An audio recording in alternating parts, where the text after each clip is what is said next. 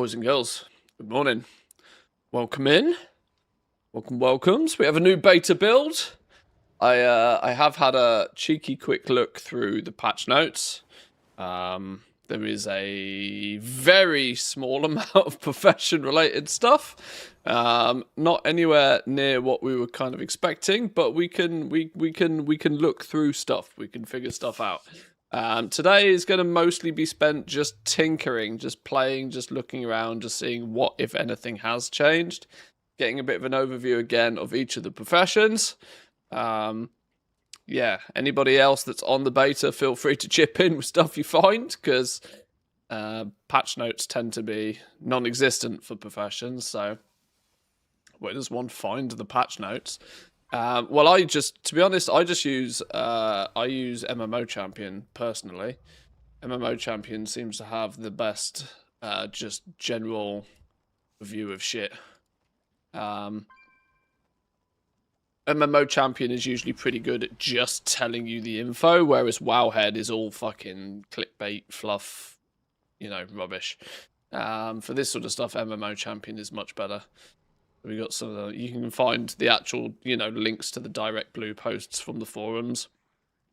Technically, the answer is the forums, but yeah, MMO Champion is the best source for actually figuring it out. But good morning, boys and girls. Hope everybody is well. We will we'll poke around a little bit.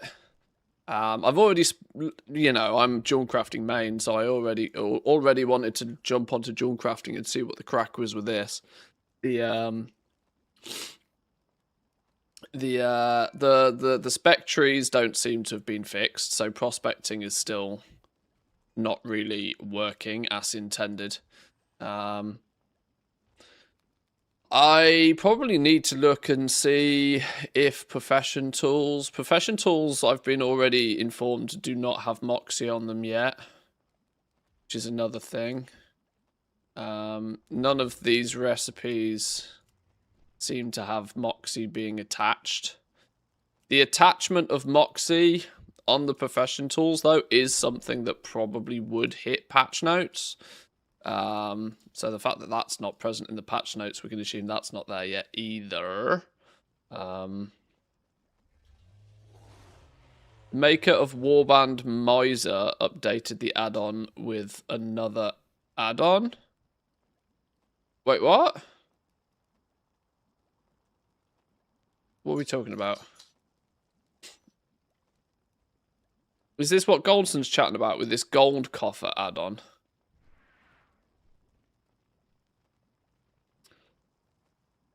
Warband Miser is now gold coffer. Yes. Oh.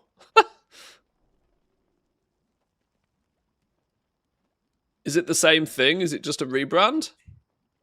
Is it the same thing?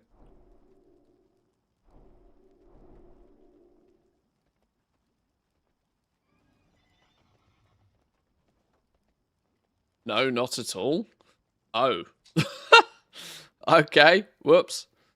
Let's maybe not do any updates then. You update Miser, it installs coffer. Okay, well, we're not going to do that then. Oh, yeah, look. Latest version, gold coffer. What?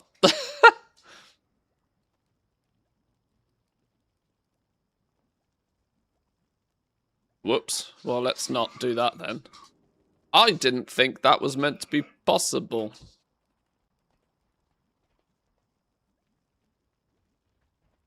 Are they basically doing a completely separate add-on and have accidentally uploaded the wrong one to the wrong place? Yeah, clearly.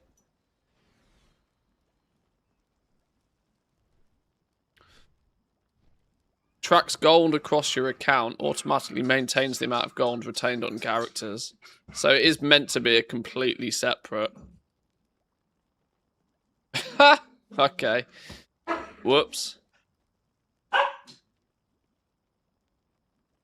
Yeah, this is not even remotely close, is it? Whoops.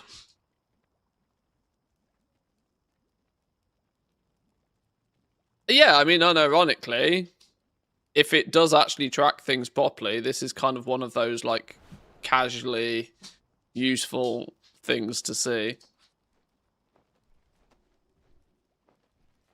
But not what we actually want from Warband Miser. Goes to show though, this person's been doing flipping across multiple realms for a long time. If this was created 3 years ago, they were already doing millions cross realm 3 years ago. They were doing it before it was before it was popular. Hence the need maybe for an add-on to do it. Okay, well maybe don't go updating Warband Miser this morning then. Let's maybe not be doing that.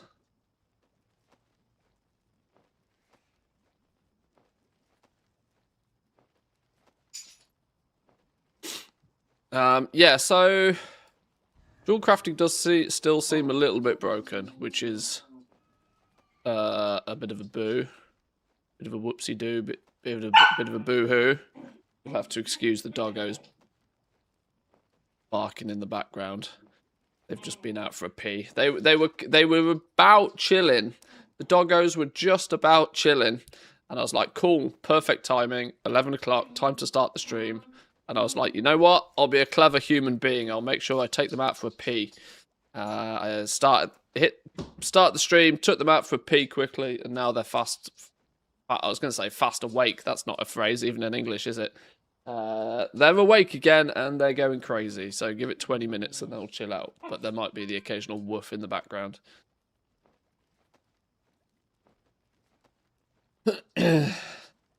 My TCG dealer did cross-realm trading all the way back to WoD. Already had hundreds of millions by BFA. Oh, yeah. The thing is, right, there are a handful of people who are relatively publicly known for having lots and lots of gold, but there is a huge amount of people who are very, very unknown, who live in the shadows, have never been public in any way, shape, or form, who have just absolutely stinky amounts of gold. The real 1% we don't know about. Probably much like IRL. The entire world is operated by a handful of incredibly rich individuals who we don't even know who they are.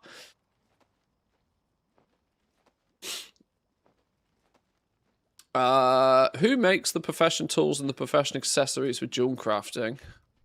Never bothered to make these on this character, but that's either because whoever does make them didn't have the recipes or something. Profession equipment, jewel crafting, tools. Oh, well, you can't put an order in for the tool. That's probably why. Lol. But it appears that it is engineering who makes it all the same. Let's make sweet Do I quickly zug an engineer just to make the tool? Is it possible for an engineer to pick up the bits and bobs? Let's see. Yo, Mr. Elon, how we doing? Welcome in. Good morning. Thank you very much for the tier 1. 2 months. Appreciate that. Is it worth checking out the professions now? It's a good question. We don't think there has been many, if any, changes, if I'm honest. Doesn't feel like there's many, if any, changes. So, yeah. Maximum, give me all recipes. That's what we want.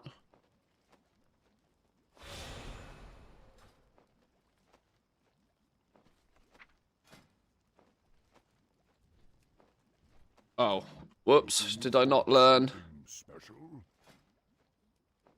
Oh, whoops. Hang on, let's try that again. Ah, oh, now that damn thing's on a 2-minute cooldown. Ah, oh, Christ. Alright, we'll try again in a minute.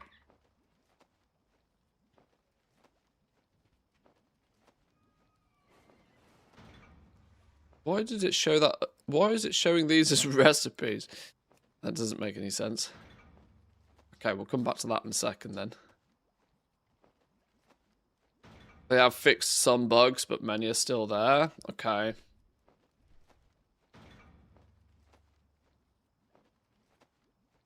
for all add-on makers out there, make a Discord that people can find and join. It's probably not a terrible idea.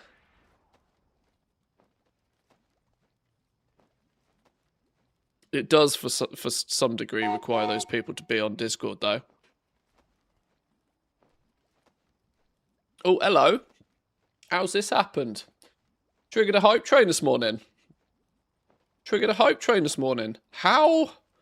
Now, no disrespect, but how does one sub trigger a hype train? I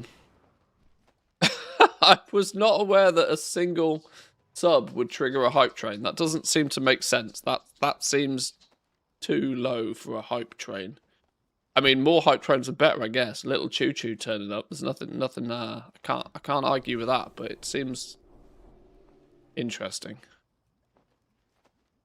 Either way, I'll take it. What is that train down there? It's the Goblin hype train. All aboard! All aboard!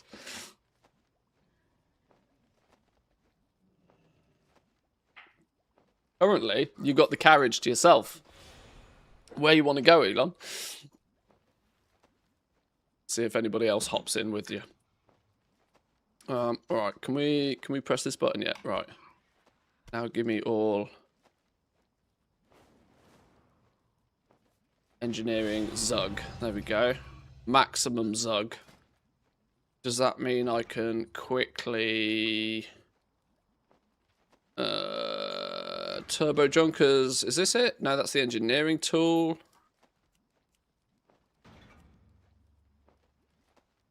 Well, that's not learn all recipes, is it? Not even remotely close to learn all recipes. What am I looking for? That's the engineer's tool. That's the fishing tool, tailoring tool, mining accessory, engineering accessory, jewel crafting tool. The Giga Gem grippers. Giga Gem grippers. The gigarist of gems. When they ask, how do you do it? Show them this. Sure. Recipe unlearned. Well, can I learn it from you then, maybe? I thought the whole point of this button was it gave you all the recipes. Gonna send you some cool housing news. I saw there was an interview the other day, and I did have a little read through the notes for it. It sounded like they at least have good plans. Let's make sweet, sweet profit together. Yo, Kodo, welcome in. Thank you very much for the sub this morning. Lurking on the YouTubes. I get it. Thank you very much. All aboard the train. All aboard. 6 months. Love that. Thank you.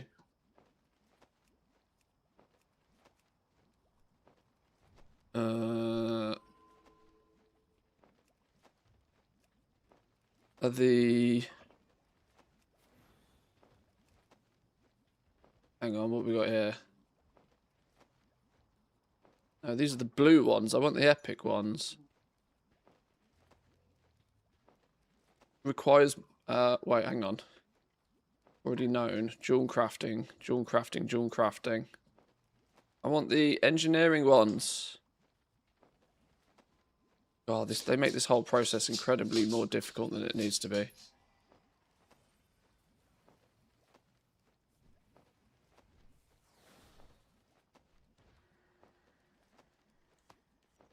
Well, there's the Giga Grippers one that I need. Let's grab all of those. They feel right. Ancestors watch.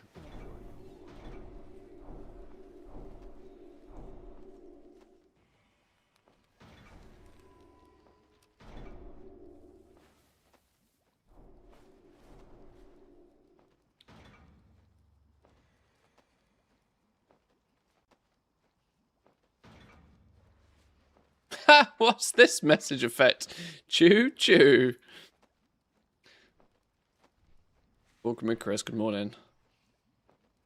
Oh, I thought the bits count. I would have assumed it would have done.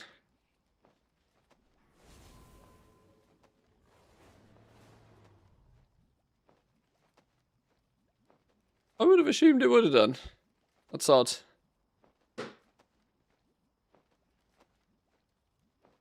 I just noticed baby sparks have item level 1. Will that impact the market? Baby sparks have been reconfigured to be sparks of vanity. They no longer make equipable gear. They make cosmetic items. Although, interestingly, I wonder if the baby sparks or spark of beginnings are still on these vendors.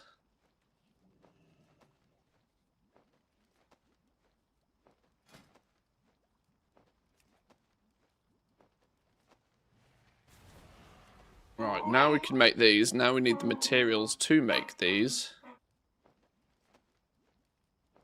We're also going to have the initial issue of not having the right skill in the right places to make these properly.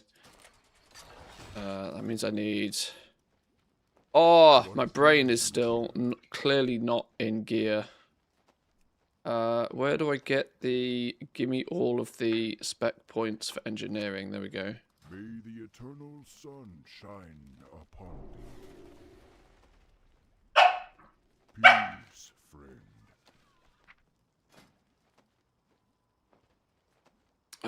What do we think is going to benefit fashion equipment? That one. All the points in there. Then probably this way. Jewel crafting tools. That one. Jewel crafting tools has its own tree. That one.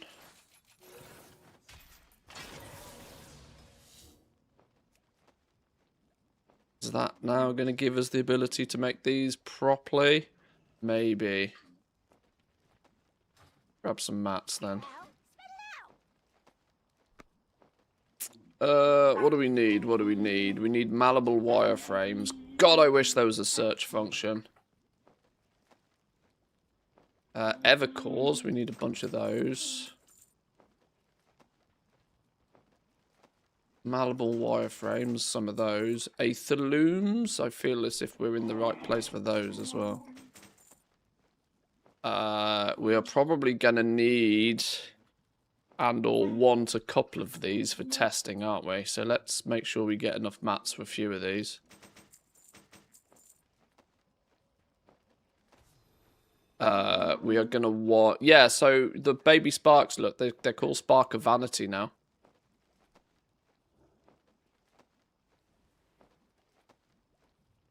They're not really meant to be like gear. They're meant to create an item. A cosmetic item. They are blue now. Which is at least another change. If you ever need anything. I wonder if the cosmetics they craft are tradable yet. That's what I really want. They become tradable. That's a massive win for engineering, by the way. Huge monster of a win. I'm looking for the missives. Who's going to sell the missives? You probably sell the missives, don't you? No, hang on. That's a lie. It's probably you. So out of practice today. Item enhancements. Here we go. Missive. We need a missive of resourcefulness and a missive of... Oh, are these just enchants? Well, we're going to need the enchants anyway. Enchant tool, multi-craft. For the purpose of prospecting, we will need one with resourcefulness, and if we're going to do it, we should probably make one with ingenuity.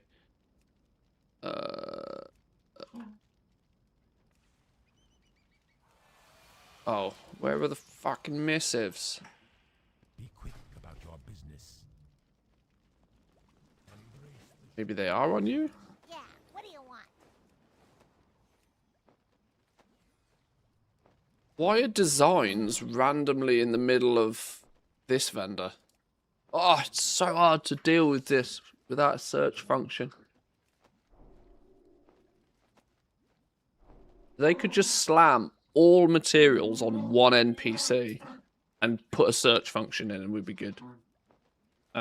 Missive of resourcefulness. We need one of them. We need a missive of multicraft. And if we're going to make a third one, let's do missive of ingenuity. Do we have enough mats for 3?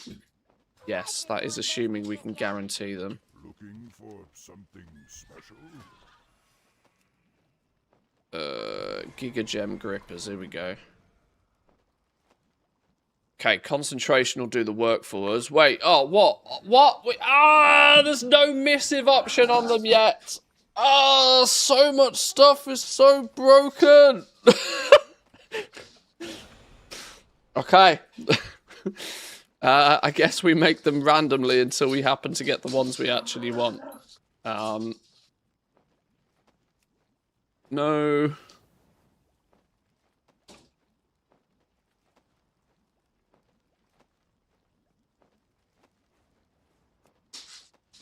Okay. At least it's giving midnight jewel crafting skill, at least. RNG for the win, then. Right,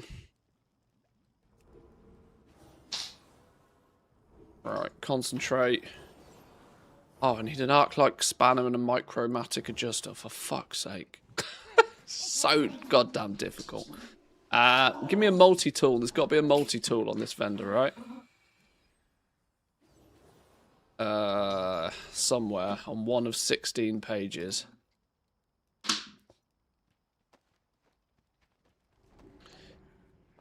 This is going to confuse people, that on the vendor it's just got generic Artisan's Moxie. People are going to think that they're going to be able to get that in the game.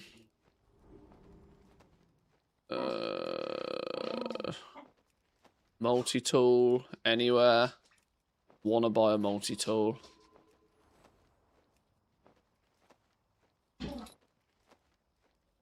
Oh, I also can't think with this chaos going on behind me.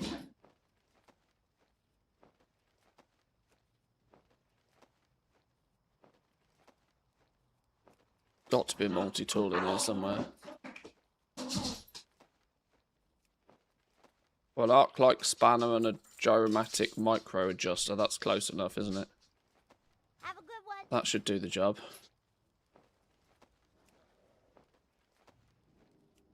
Right, I can actually only make 3.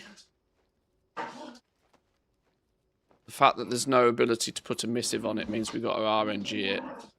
But let's just hope we get multi-craft. We got a resourcefulness 1. That's fine. We need one of those. Not enough concentration. Wait, how much concentration did that take from me? Hello? That was an outrageous amount of concentration. Definitely took more than 438 from me. A multi-craft 1. Okay, well that's cool. We actually got the 2 we probably need in the first place. An ingenuity 1 would be nice to have, but not essential. And I've got to wait now 2 minutes for the concentration on it. But we got the right ones anyway. Where did those enchants go? Let's put resourcefulness on resourcefulness, multi-craft on multi-craft.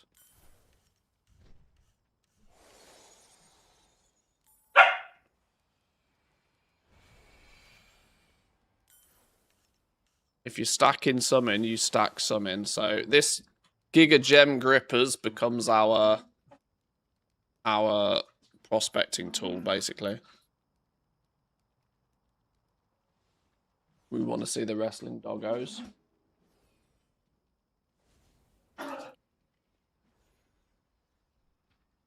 They're going bananas over here.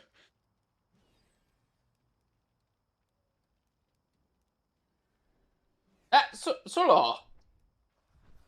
That's your food bowl, Matt. Yes, little dog. Yes, little dog. Aye. Aye, Solar. Aye. Hi, Mr. Pink. Mr. Pink. Say hi to chat. Say hi to chat. They're in here, look. They're in here. Say hi to chat. Not little anymore. Yeah, they're growing pretty fast. They're pretty much... Well, I mean, Sulo is, I think, 11 kilos now. Alma's 9. Nipsu, for reference, who is, you know, fully grown, is quite petite for this breed, and she's, I think, 17 kilos. So they've still got some way to go, but they're definitely growing quick. You don't need to see my ass in the screen. This isn't some thirsty hot tub stream. Yeah, they're getting pretty big pretty fast. I need to go rescue that mat before it gets properly eaten. I'll go.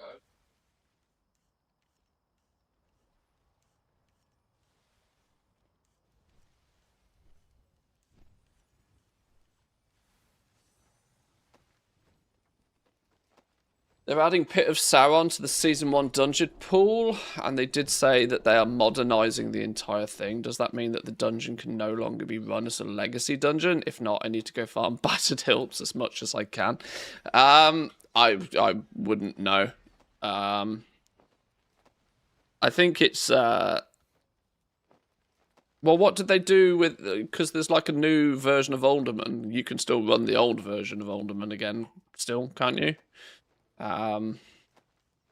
Obviously, Pit of Sauron being, what was it, a Wrath of the Lich King dungeon?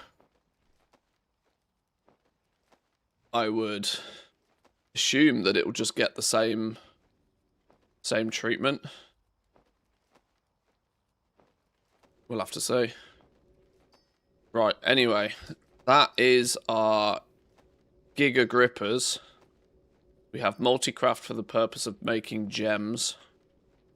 They you know, these seem to be there in terms of stats. They show midnight jewel crafting skill at least.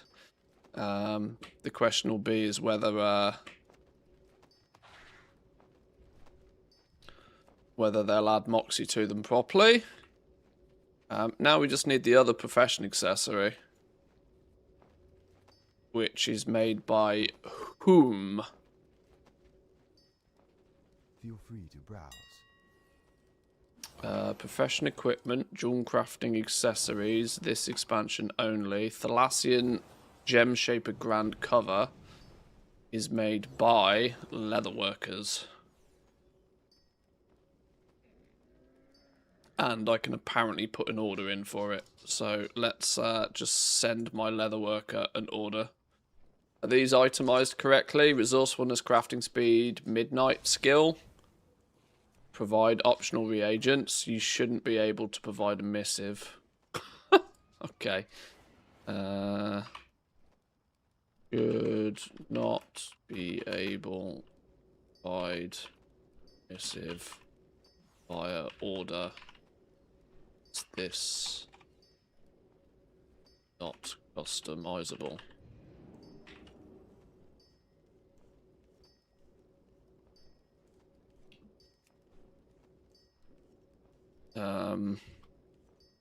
Why does it have optional reagents? Because everything is broken still.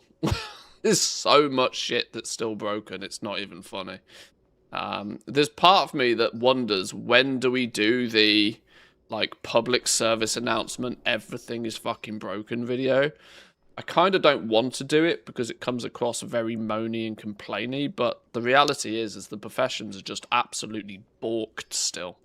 There's barely a single profession that's even remotely close to being, like, ready. If you would, you know, if we go by the theory that there is multiple developers working on the professions, you would have assumed that maybe at least one of them would have put their work in to the point where it's basically finished. But no, they're all absolutely scuffed. The whole lot of them, absolutely scuffed. So we'll, yeah, there comes a point where we'll have to, like, really rally the troops to go slam the beta, slam the bug reports in, just so that the bug reports filter to the, you know, top of the tree, top of the pile. I need silverleaf thread, apparently. Where the hell do I get silverleaf thread from? That's a clothy kind of job, isn't it? Which is probably you. Silverleaf thread. Odds on me being able to put a public order in for this and some absolute Giga Chad make it for me at rank 5.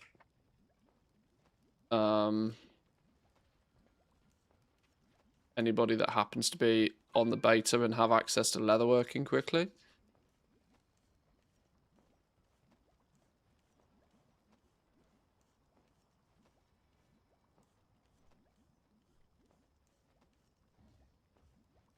Let's put one in for a public order anyway. You must provide a commission.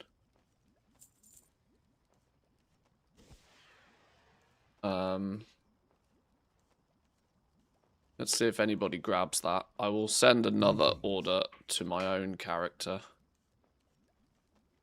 Just... Manthe LW, I hope. I hope that's a character. You must specify a recipient. I have. Right, I hope that's actually a character that exists.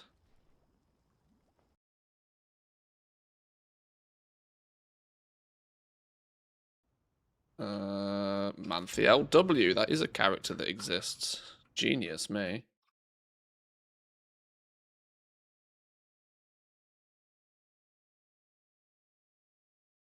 Oh my god, flashbang. Thank you, Jack. I'll look into those in a little bit. I need to try and stay on track as much as possible.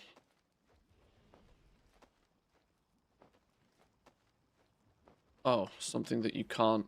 You have to accept. Okay, sure. Ishnu Allah. Crafting orders personal. Order. Max rank it. Fucking genius, me. Any reason to not press that button? No. Go, go, gadget, go. Beautiful. Right, that should then be my jewel Is that your crafter. wallet? You're Fully, just glad to see fully me. full. Both, I hope. Everything has gone to plan. Stigma with a prime. Thank you very much. Good morning. Appreciate that. Welcome in.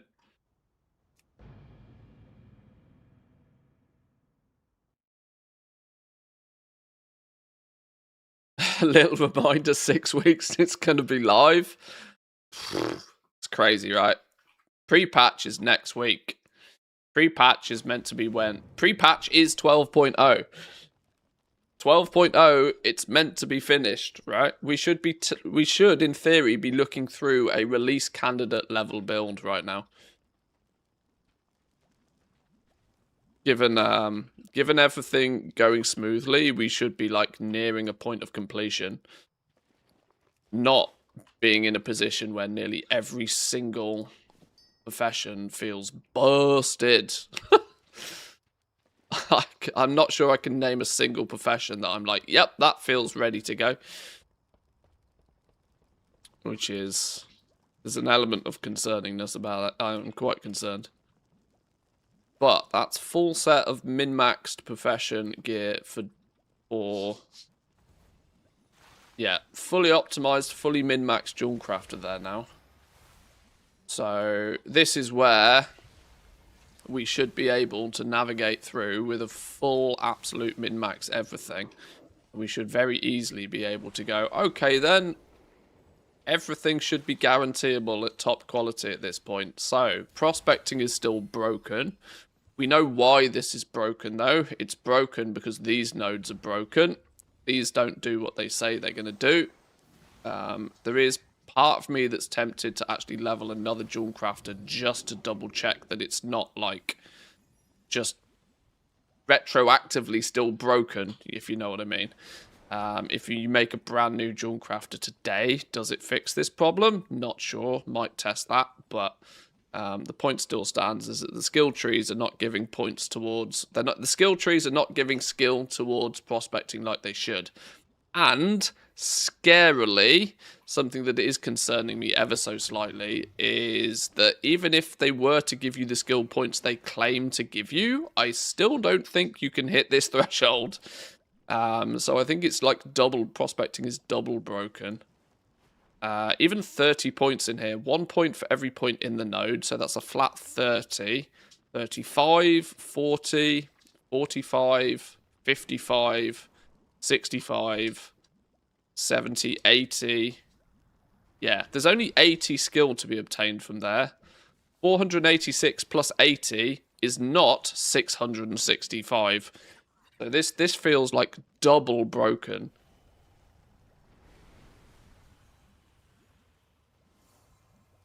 Actually double broken.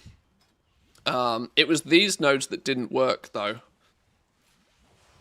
This is the same, though. It gives you 1 skill per point, so there's another 30. Hang on, napkin math. Napkin maths.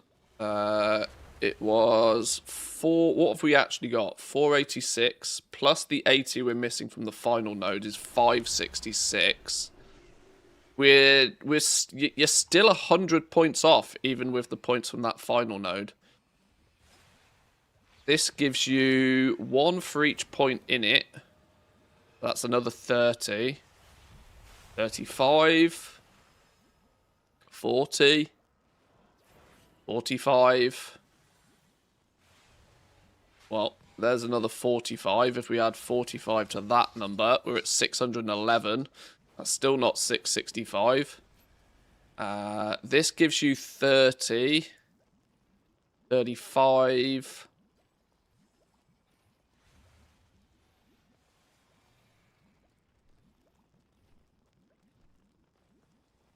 35. 646. So really broken. all over the place. Really broken. Even if nothing was giving you skill points from here, it's still broken. You still would not be able to reach the recipe difficulty. So yeah. Skill is 100 plus the 386. Where's it getting 386 from? 386 is going to come from the copper. If I have any quality 1? No, of course I don't. But 386 is 40% of 665. No, it's not. That's more than 40% of 365. It's so broken. In other words, so very broken. No amount of like, oh, maybe this isn't working or that isn't. No, it's just very broken. And of course, that's going to translate to crushing as well.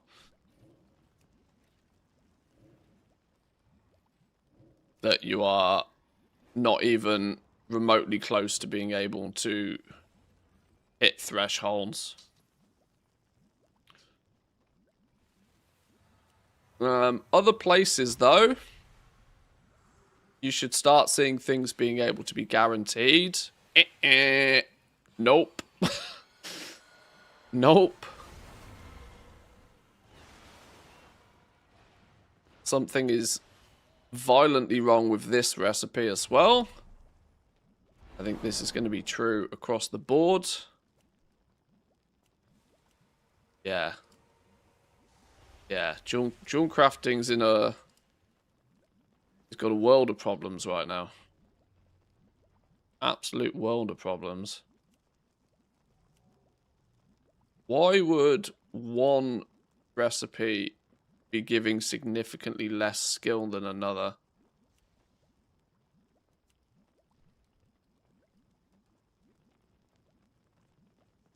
$100 plus 321.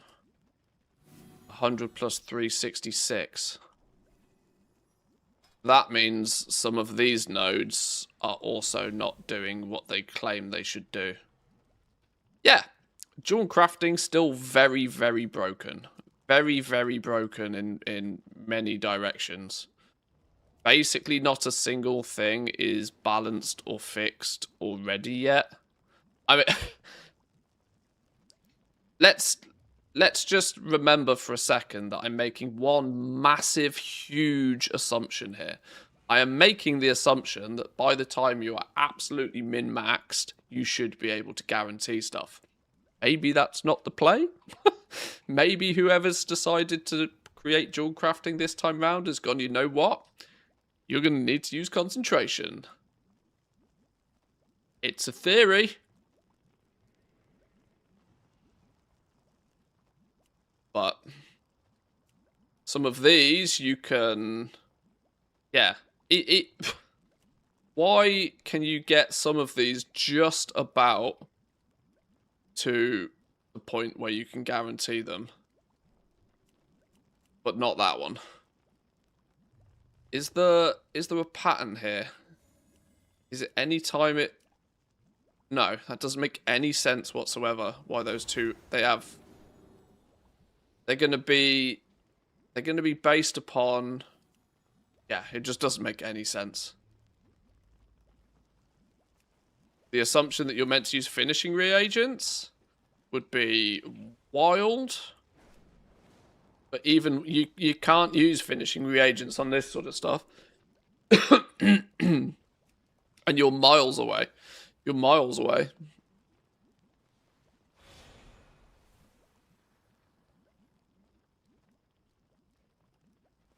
The problem, like I said, the problem I have with all of this is Blizzard doesn't come out and tell us what they actually expect to be the right way. So you can say that, well, these things look broken, but do Blizzard consider them broken, or does Blizzard consider them as they should? Who knows?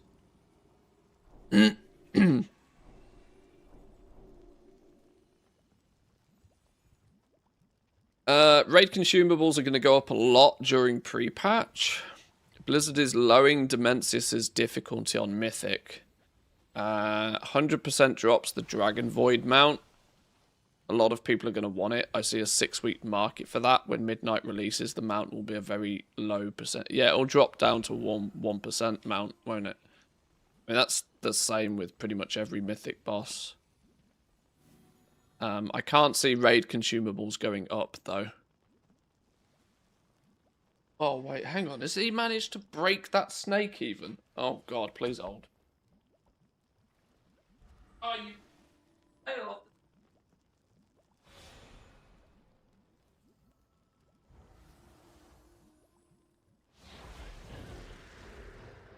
Snake has lost his tail. Managed to chew the end of the flipping toy off. I can't even give them rubber toy. Ah! Up his!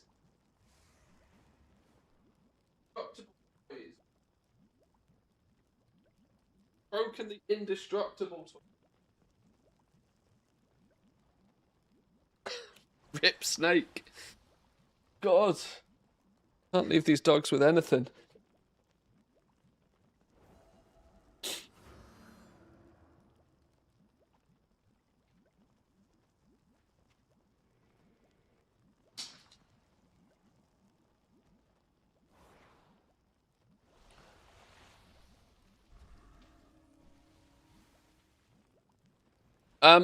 I entirely agree with your theory that lots of people might quickly want it.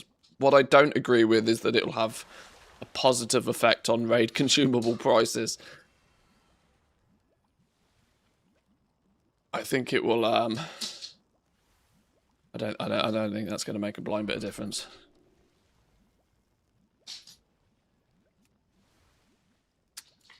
Now, the only other thing I could possibly do here is ever so quickly spin up another Jewel Crafter just to see. But I'm not quite at that deep detail level of digging right now when there's 8 major crafting professions. The TLDR is that Jewel Crafting is still very broken.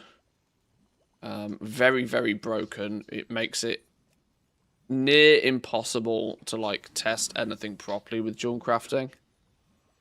Since there is nothing that can properly be mass produced, or you can't do much prospecting. The basic green ones seem to be balanced so that you can way exceed the skill, which is kind of normal. But they look kind of okay. With Silver Moon weapon wraps. Where do I get these from?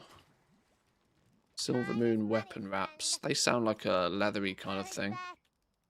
Silver Moon weapon wraps. What brings you here?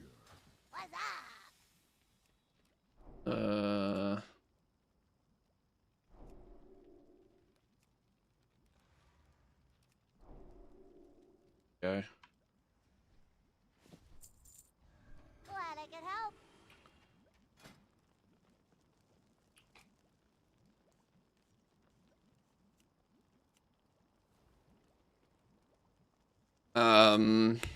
Which in turn still means that even the epic tools are at a point where concentration is going to be required to make them. But you can't put any guarantee on that staying Let's that make way when sweet, everything else is sweet broken. profit together. It's really difficult because when everything looks so very, very broken, you don't know. It's almost impossible to determine what's not broken when so much is broken. Like, are we going to be in a position where epic gear is always going to need concentration? I'm starting to assume that that is going to be the case, because it seems to be pretty unanimous across the professions that you are going to, if you want rank 5, it's going to have to come at with the use of concentration, which vastly limits the amount of these that can hit the market in the early days. Which is like a kiss curse effect, right? All right, well then I'll just have the blue ones that in theory should be guaranteed, but even these don't seem to have been balanced properly so that they can be guaranteed, and it's, you know, missives don't go on accessories, so it's all super broken. Super broken. Dirt with a 55. Hello, 55. Holy. I appreciate that one, my man. Thank you very much. That has to be. I'm pretty sure that is the top dog. I've seen a few 49s still, a couple of 48s, but I think 55 is the is king sub. I think. Appreciate that. Thank you.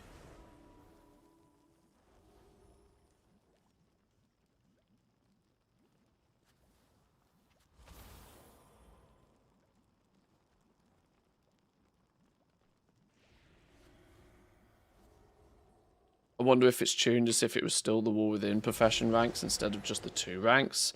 The reality is they're not tuned. Like, the simple thing is that they are still very early in their development stage and have not had any tender loving care. There's been no TLC on any of this so far. So I think I can strike jewel crafting up as still being very broken. Very broken. There's part of me that wonders just how many notes I should be taking for all of this sort of stuff. Almost as if I should be maybe like saying, okay, well, what is broken with each like putting do I feel I need to start what is broken with each profession? It's just gonna be copy paste of the exact same things though, isn't it? How is it still early? Beta's been up for 4 months. Yeah, exactly. That's why it's kind of concerning that pre-patch goes live next week and it's still just fucked.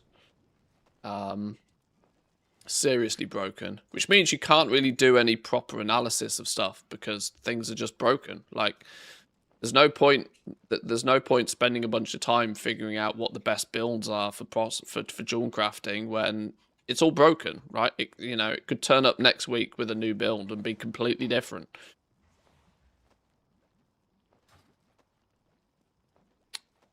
Which is, in my mind, problematic.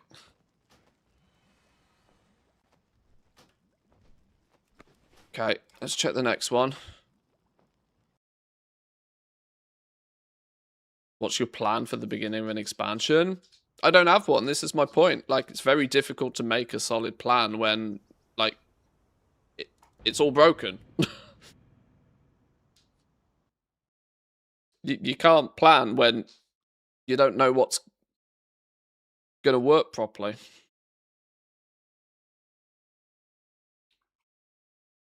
Been practicing my bloody English, yeah? Anyways, I'd love for us to grab a cup of Yorkshire tea sometime. It's only £1 or £2 in it. You learn slang from a book.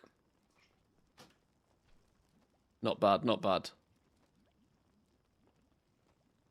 Somebody's been watching the Spiffing Brit. Right, let's check leatherworking. Let's see if leatherworking is any... Not leatherworking, sorry. This is enchanting. Let's see if enchanting is any better or any worse or any broken or any not broken. I've been able to make profession tools for enchanting. They seem to be itemized and working correctly. Let's try and get the other profession tools. Who makes enchanting's accessories? Fashion equipment, enchanting, accessories, this expansion. Oh, only one of them is available via work order. Oh, jewel crafting makes that one. Well, we can facilitate that quite easily, as we have just made those. It's an accessory, so once again, should not have a missive on it. I'm just going to bug report the shit out of everything. Should not allow for a missive via work order.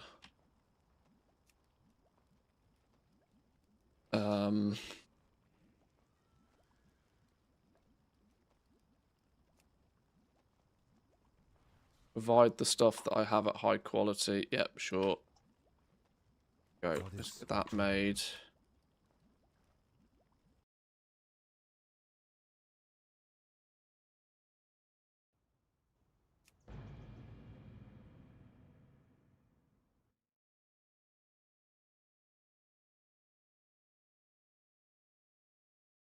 Equally, I would kind of quite like to test the leveling paths for the professions as well. Try and get a good grasp of those. But even, you know, it's even that, I feel like there's a good chance I'm ending up wasting my time doing that just simply by proxy of the fact that if they're going to come in and make a whole bunch of changes, it's really difficult. Go in peace.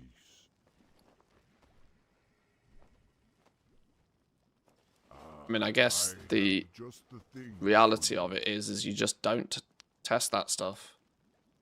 You know, if stuff is still wildly broken, okay, we can start this order. It still gives us the option to put that on it even here. Midnight enchanting skill is on it at the very least. Requires concentration to make. We're kind of aware that that's a thing. Go.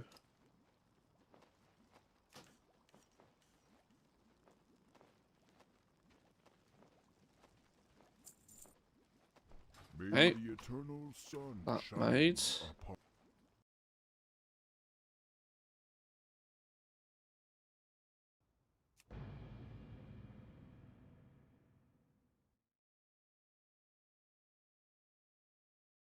I was really hoping this beta build would turn up and, you know, pieces of the jigsaw puzzle would all start to connect together.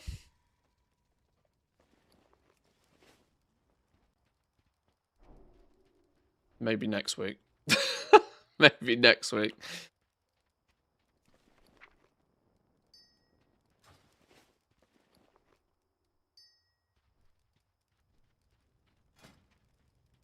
Alright, that's 2.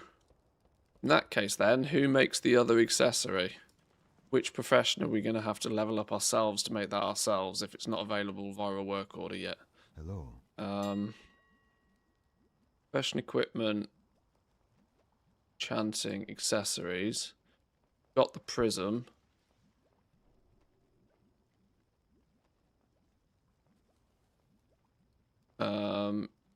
Is it a... Do tailors make an epic hat? Tailors must make an epic hat then. Good luck, friend. Can we quickly spin up a tailor? Greetings. Make the hat directly if it's not available via a work order.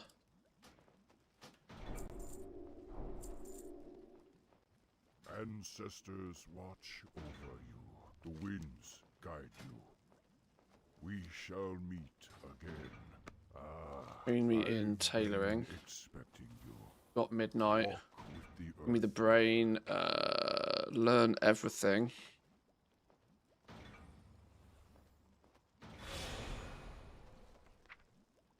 The winds I need a guide shitload of points for tailoring.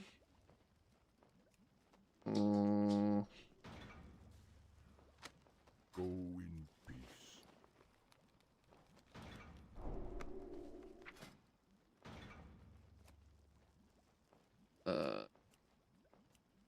These are all. That's the elegant ones. I need the epic ones. Thalassian Enchanter's Bonnet is what I'm looking for. Thalassian Enchanter's Bonnet. Do you sell me the recipe?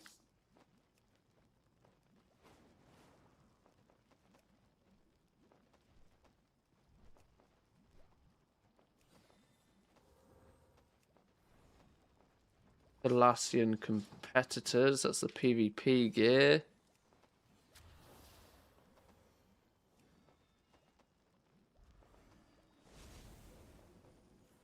No, that's the rare stuff.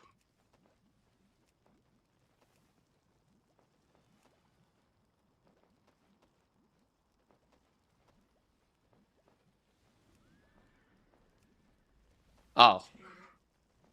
Okay. Either I've missed it, Eternal sun or the shine recipe isn't here. peace, friend. We shall meet again. Can I not gain these recipes from anywhere? Do you sell them? Welcome, friend.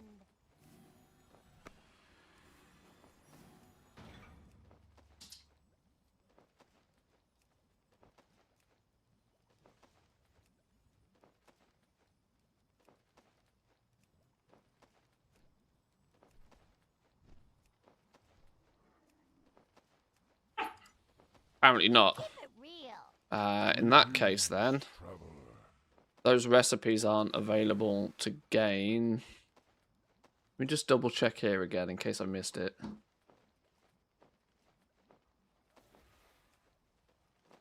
Have they put the recipes in the bags of goodies for tailoring? Ancestors watch over you. No. I have just the thing for you.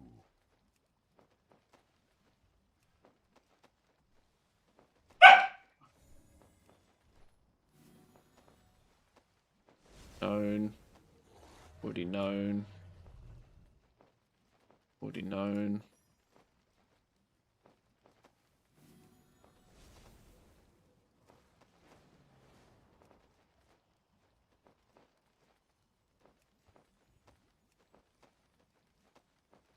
Already known.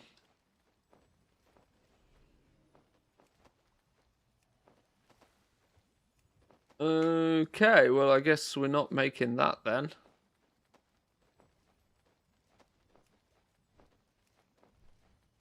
Walk with the earth. Okay.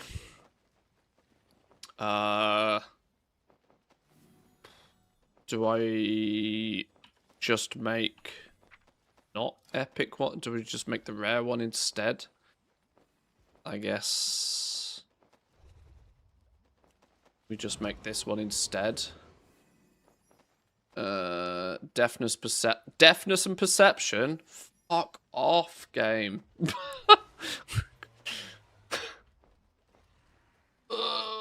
Okay, well that doesn't work, does it? What about the deafness perception? Deafness perception.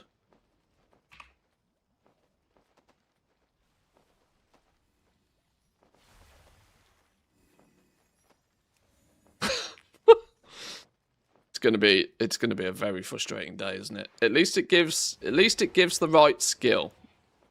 Right. So, in a weird and wacky way, at least it gives the right skill. it's giving plus 11 skill, and it's midnight skill. So we make one just simply for that reason alone. Just so then we at least have the 100 plus 40 build for enchanting. Even if the rest of it's kind of scuffed.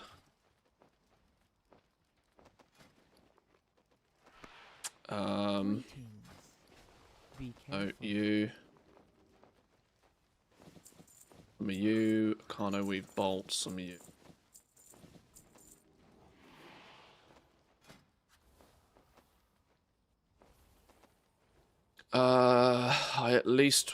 I mean, as silly as it sounds, I at least want to try and make this at rank 5. So it's a hat. It's considered a helm. By no tailoring, that means we need to unlock this route. Where's helms, hats?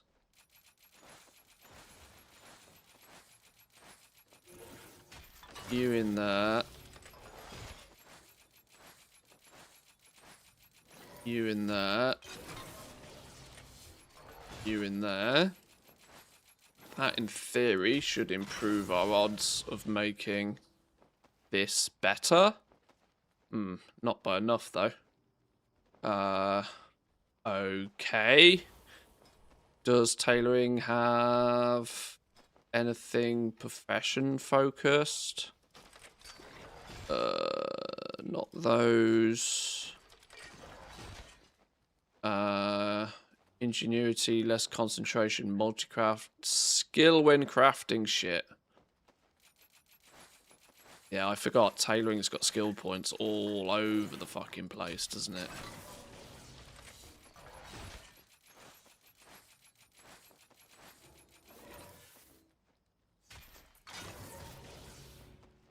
Accessory doesn't have Moxie tied to it. Yeah, nothing's got Moxie attached to it right now. Still not enough to get to the point. We still can't add finishing reagents. Unlock through specializing further in your profession. Further where? That's resourcefulness nodes. Plus 5 skill and crafting speed to whilst crafting midnight tailoring. Okay, you need to put points in all of these because they've all got random skill in them. All over the place. Min-maxing anything in tailoring is like 200 plus knowledge points. It's going to be a real chore. Get prepared to have some pretty spicy prices, cloth wearers. Tell you that ahead of time. Oh, still can't even reach rank 4. Still can't put that on it. Urgh. I vaguely remember these would give random skill for no apparent reason when crafting midnight tailoring recipes. Yeah, like why is this node giving flat skill? It doesn't make any sense. There's no such thing as being a specialist in tailoring because you need to put points in every single tree just to optimize one craft. There we go, at least rank 4. No idea how you unlock the ability to put finishing reagents on these.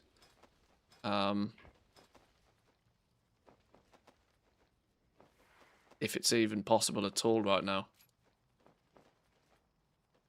Is it going to be which one of the bolts does it use? The Arcano weave.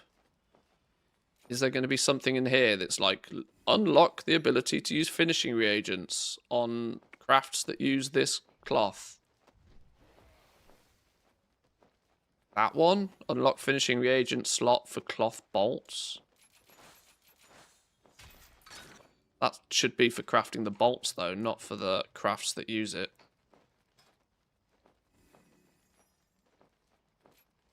Oh no, weaving. This is just dropping it. Nothing there indicates a way to add finishing reagents onto crafts that use a Carno weave. Nothing in there. Fully maxed here. There's no reason that Specking it. Learn to use finishing reagents on belts, braces, and shoulders. Wait, hang on. Does that mean the first... Learn to use finishing reagents on boots, gloves, and hats craft? Well, that node doesn't work again, then. That's another node that just doesn't work.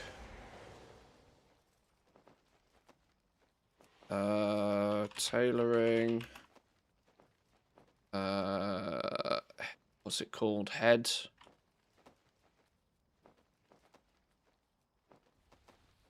To toes. Spec node.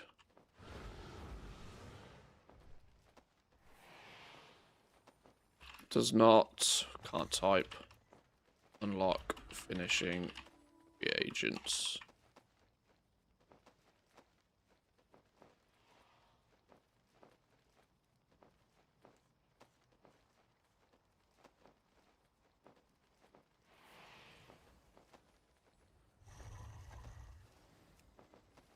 Okay, so maybe we can never get to the point because that's broken.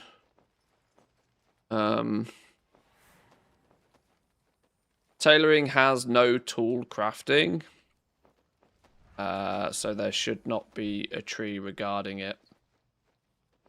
No, this is an accessory, and because it's a hat, you have to spec into hats. It's weird how tailoring works that way, because it doesn't have specific nodes for profession tools, even though it crafts loads of them. Okay, well we can at least make one of those at the highest quality now. Even if it's just the blue one, not the rare one, and even if it's giving flipping deafness and perception. So busted. That should at least give us now the 100 plus 40 build in enchanting, even if it's not optimized, because this is still stupid.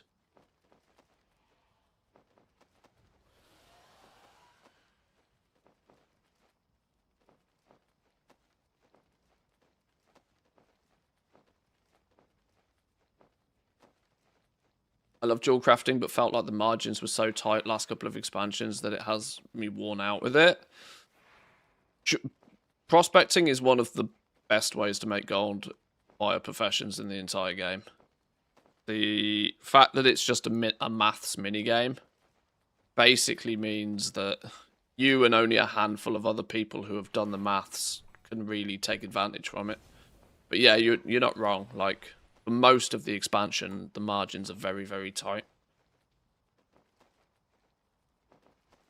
Are we then actually full build everywhere? Let's slam in points. Make sure we've got points in absolutely everything. I deliberately left the disenchanting tree open to test a 0 build disenchanter with full tools. Nothing in here should give. It's only plus skill when disenchanting. And I'm still going to have the critique, aren't I, that there's no way to see what your skill for disenchanting actually is. Yep. There's nothing in here that gives you a... You are this good at disenchanting. No. Okay.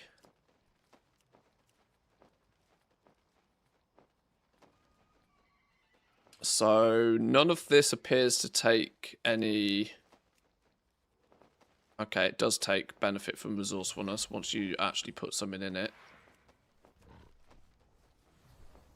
31% resourcefulness. So that's like a 12% saving. 12% cost saving, give or take, by the time you fully stack your resourcefulness in here.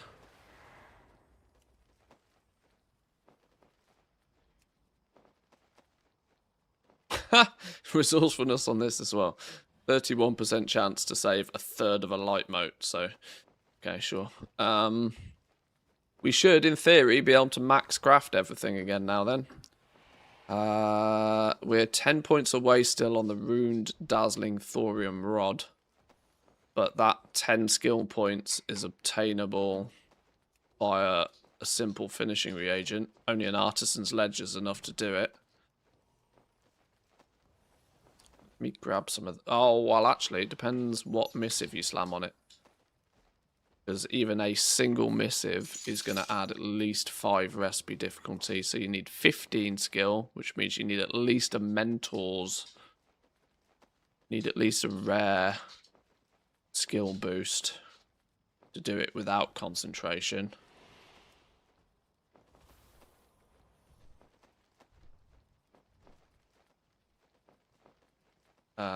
But in theory, possible without the use of concentration if you use finishing reagents. Is that pattern the same for all the other rods? Minus the basic one. Although I hope you're not eating bits off that snake. Don't mind you nomming it, but you better not be taking bits off it. Don't want you pooing out purple rubber snake for days.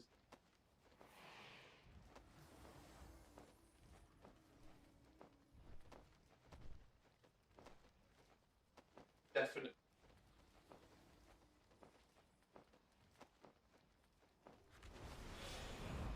Boys, you can...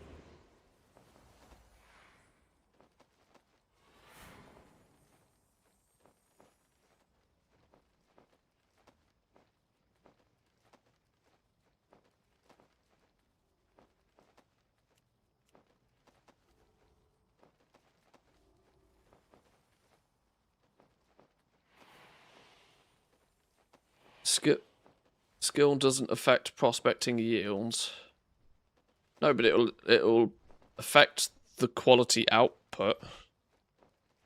Right? If you want quality 2 gems out, you're gonna need to put quality. If you want guaranteed quality 2 gems out, you need. You're not getting quality 2 gems from quality. If you put, let me rephrase. If you're putting quality 2 ore into prospecting, there should come a point where you can guarantee quality 2 gems out of it. In theory, that's kind of the whole point, right? If skill doesn't affect prospecting yields, it's even more broken than I first thought. Because then there's absolutely no reason to put any points into prospecting in any way, shape, or form. If that is the case, it's even more broken than at first glance.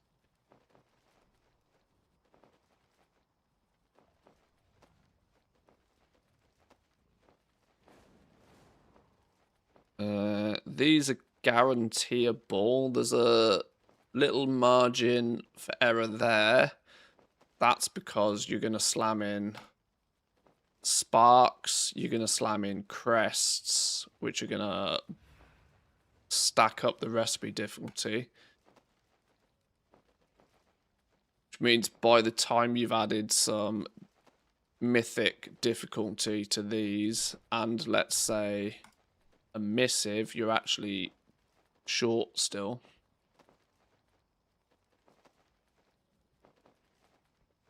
Even top tier all round, your highest quality stuff, you're still short by 8 points. Meaning not only... Which means you as the crafter will have to opt to use a finishing reagent or use concentration. So your minimum tips need to be at least covering the cost of the ledger, whatever they end up costing. Or somebody has to pay you for your concentration.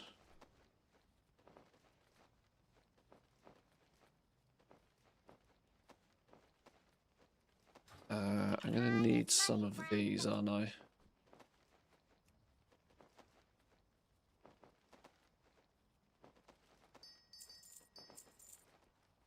Where's the basic ones? Is there no basic ones? Oh.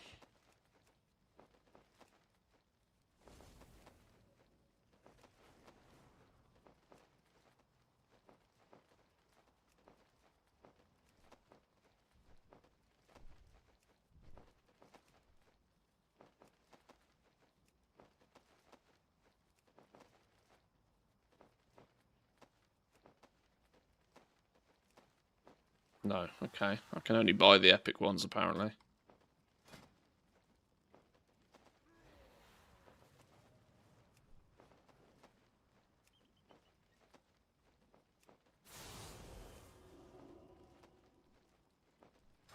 Looking for something special?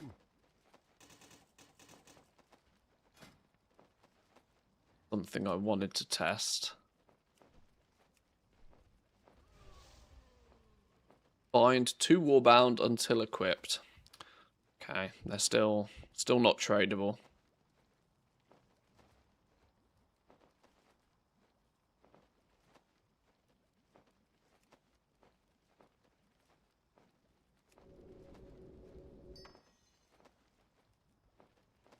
They still, for some reason, have quality attached to them. And don't actually act like a cosmetic anymore. What? If you ever need What? anything, I can't use that.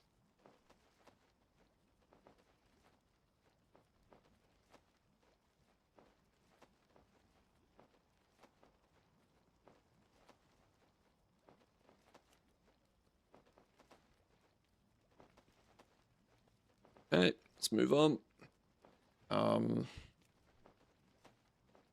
Guaranteeable oils, because oils look, dare I say, finished and ready. You can, once fully optimized, max craft the oils.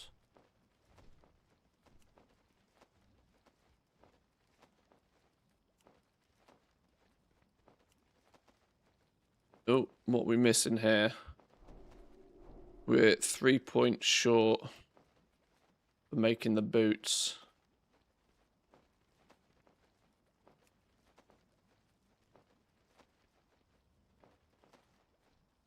For some reason. Unlock through specializing further in your profession. Well, we can't spec any further in the profession. So wherever the node is that tells us that that should unlock also doesn't work. Which is which node?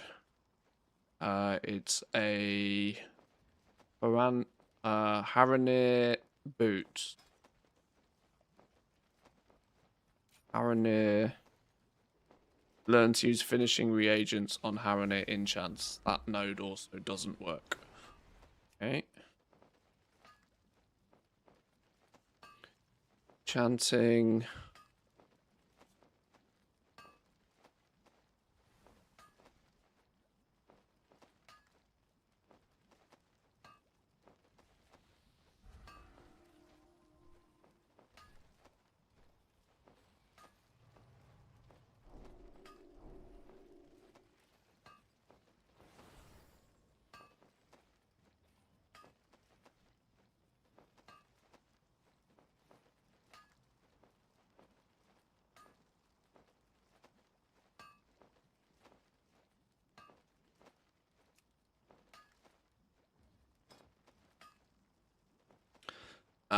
Even if that did give the ability to use finishing reagents, this recipe itself is not guaranteeable.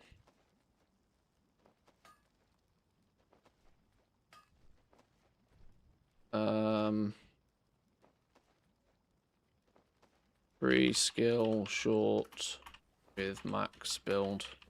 I'm gonna just assume that people know what the fuck is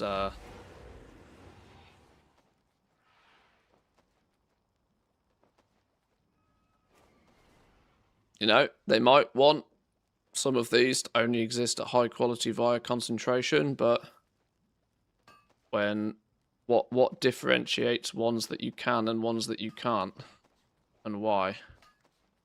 Like this one again. Is it all? Is there a commonality here? Is it all the Haranir stuff? It is, isn't it? So that gives me a sneaky suspicion. There's a 5-point skill node somewhere that doesn't work.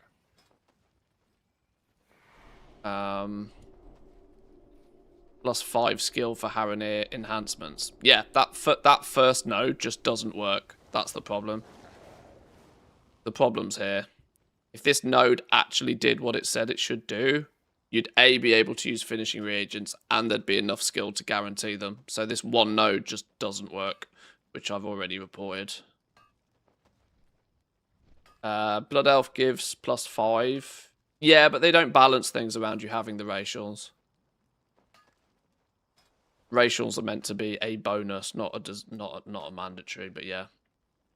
Yeah, Blood Elf does, yeah, but this is why when I'm testing, I make sure I am not the right... I make sure I don't have the racial. Because they don't balance around you having the racial, so... But that's why these look as if they don't work, because there's that one node that doesn't work. Bug cancelled, we have a workaround. Well, I mean, yeah, in a way. But I would imagine then that becomes a similar issue on an awful lot of them. Like here, for example. Any Haranir enchant is going to be missing. But the rest of them should all be guaranteeable. This is one of the basic leveling enchants, so nobody cares.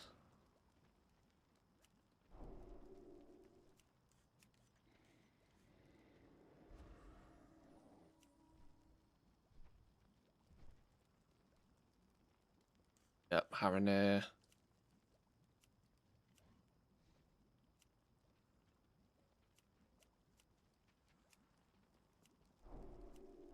Okay. Yeah, once again, it's as simple as one little node in the spec trees that's bugged. Fix that, the rest of it all comes together nicely.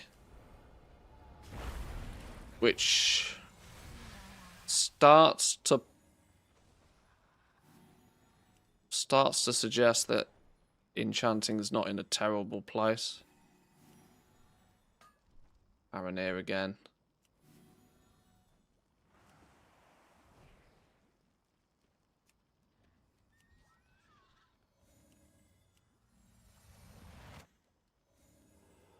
Yep, Haranir.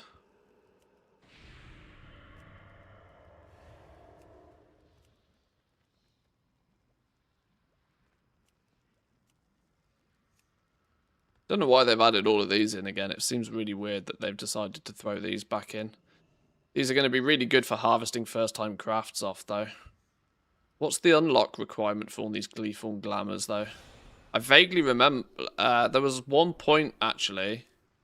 I think you just go to a vendor and learn all of these recipes in Silvermoon. If that's the case, it gives enchanting a really good way to harvest early knowledge points again.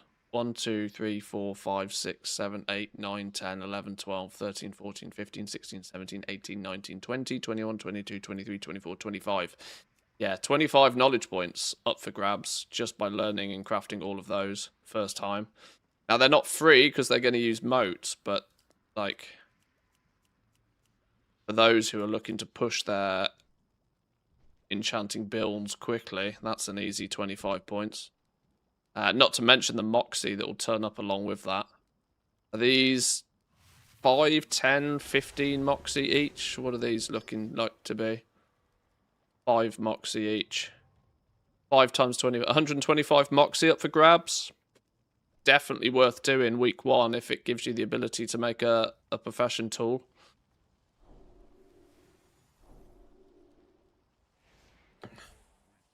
There was a spec tree that unlocked them. You had to use 25 points. Yeah, in the War Within, yeah. I don't think there is this time round. I'm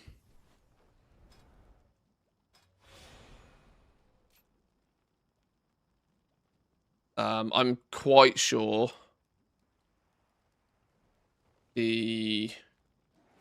I'm pretty sure there's an NPC in Silvermoon that you go to.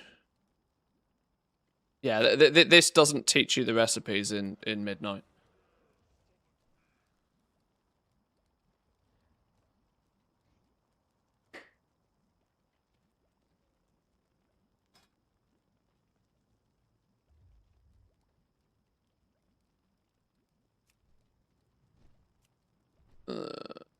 Then obviously all of the decor stuff is less important to double check whether it all works or not, because this is just going to be a good way to hoover up all of the normal quality mats But of course, you're gonna have to get yourself the recipes, of which I think a lot of the recipes come from Moxie, so all the more reason to farm up Moxie.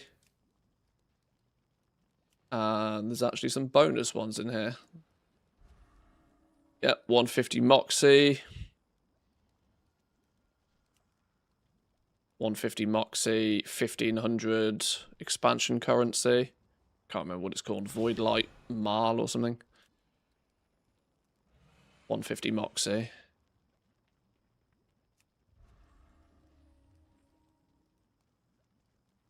Okay, so there's still a few bugs in enchanting, but it's not in the worst position. It needs its hat fixing, and it needs a knowledge point fix. Sorry, a spec node fix. But the rest of it seems to work kind of as intended. Until this is properly fixed. I mean, we gain the skill, we're going to be missing the resourcefulness and the crafting speed. We're going to be missing a bit of resourcefulness, but some testing of disenchanting can kind of happen at least now.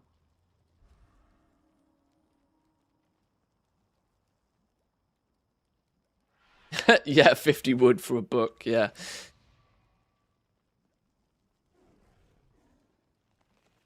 Who said decor had to make sense?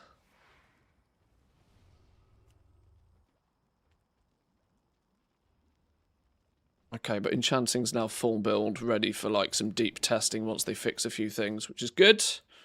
Right. Next profession. 2 down, 6 to go.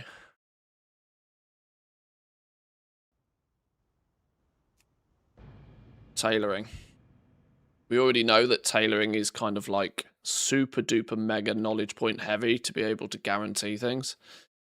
Because they've decided to put knowledge points like in about, sorry, spec points in about 15 different nodes.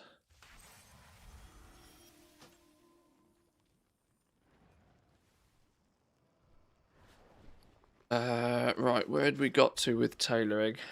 I hadn't bothered to make any of the top tier stuff apparently. And we maxed everything out in here we had. Let's try and get the tools and the accessories then. Apparently I'm responsible for making my own chest piece, but of course the ones we actually want, apparently we can't get the recipes for just yet. As I found with enchanting, so that's maybe why I've made this instead, because that's actually the best alternative. Who makes the tool and who makes the other accessory? I am honored. Get those first.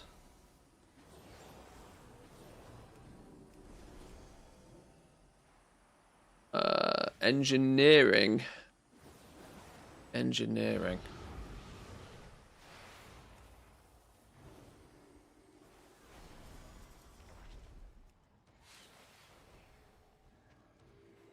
I would like one with if I'm going to do it, I just get all 4. One with crafting speed. Player does not have the necessary profession to craft. Oh.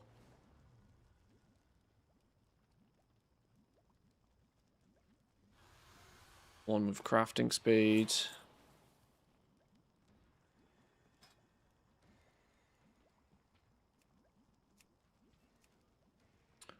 One with ingenuity.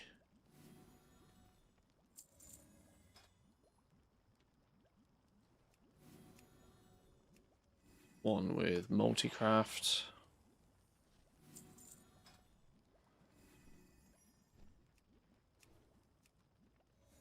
One with resourcefulness.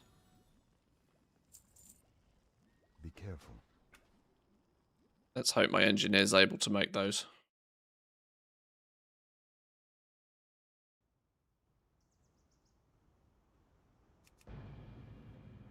Wait, I don't think I logged onto the right character there.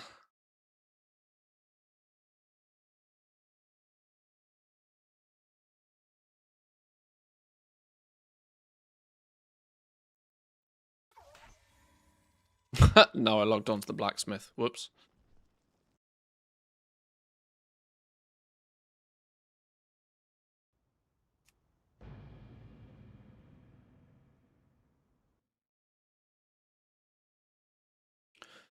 Definitely need to zerg through this a little bit faster. We're nearly 2 hours into the stream and I'm only on like profession 3. We're gonna be here all day if I take too long. Oh, you've already got like half your stuff in place. You should definitely be able to do those orders.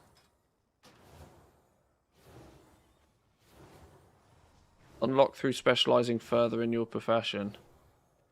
You have not unlocked the necessary optional reagent slot to be able to fulfill this order. Oh, Christ. How's that possible? Oh, they've added a gun node. Well, that's... Okay, cool. I can't spec further. Oh.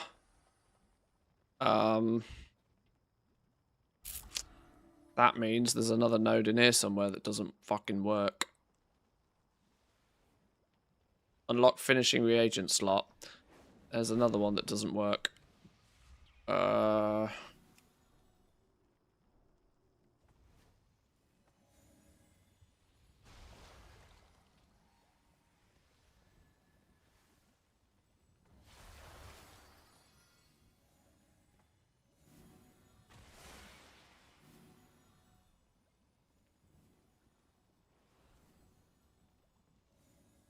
No. No, that's the finishing reagent slot. Where's the optional reagent slot? Yeah.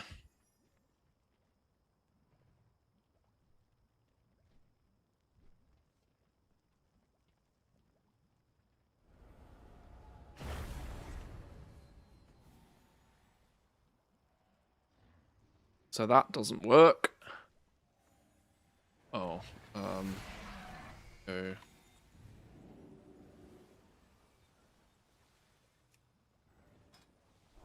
That means I might need to make engineering on the tailor in order to do it.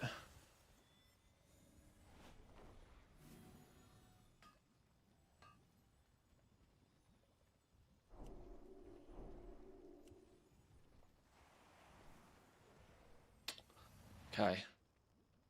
Can make them, but I have to just RNG it. Okay.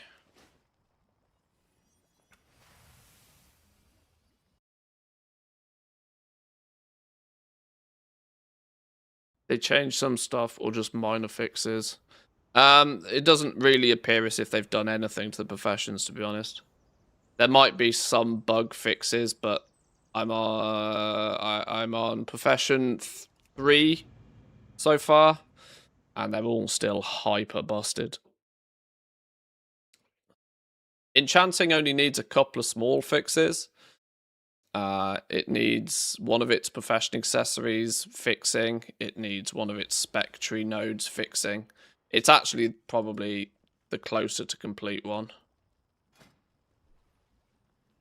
The tool I'm going to have to make myself by running engineering manually. This tune. We shall meet again.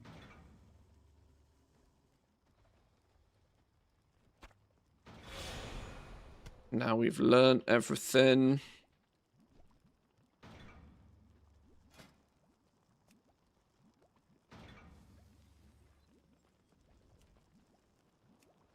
Okay, that hasn't taught us everything.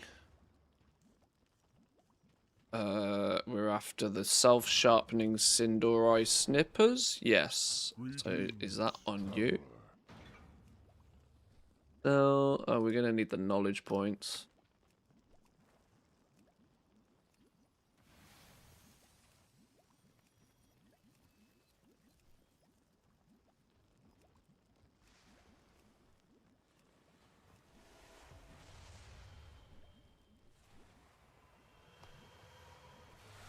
Super Sindori snippers? Self-sharpening Sindori snippers. Haven't decided on the name for that one either.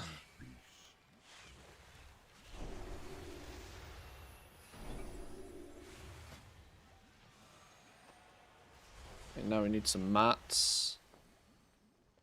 Mats enough to make a shitload of them.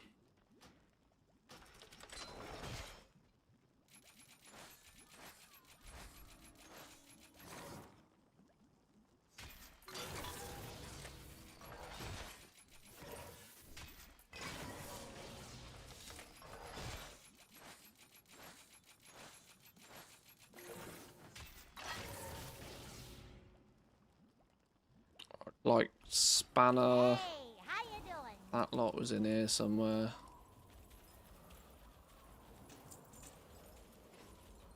Malleable wire frames. That's a blue thing. Majestic claws. That's probably on the leatherworking one. Used vitality. Let's get a few more of those.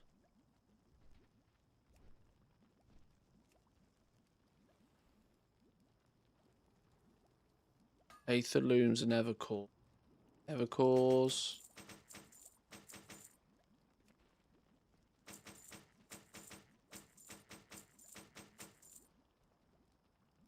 Majestic claw. Grab some of those to have.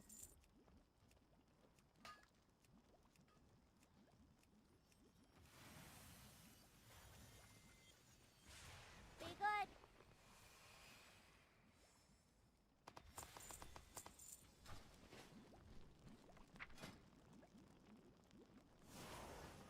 At rank 4, let's make it a rank 5.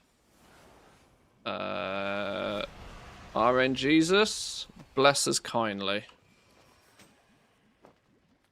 As a resourcefulness tool. Whoa, hello, hello, whoa, whoa, whoa, whoa. Yeah, rank 5. A multi-craft tool. Go on, give me an ingenuity one.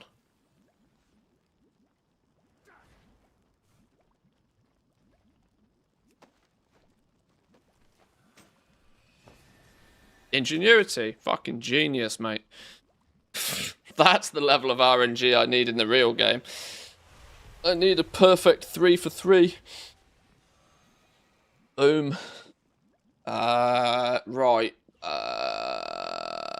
Enchants. Enchants are going to be here. What is it? One of each enchant. No, apparently not. You bring me? You.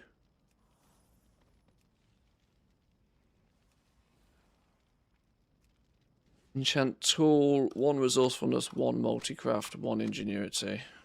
Remember, everything has its use. Resourcefulness on the resourcefulness tool. You're going to stack it, you stack it properly. Multicraft on the multicraft tool. And then ingenuity on the ingenuity tool. Do you know Zmok, who's a goal maker on EU? No, I don't think so. Do they stream, do YouTube content, or where would I know them from?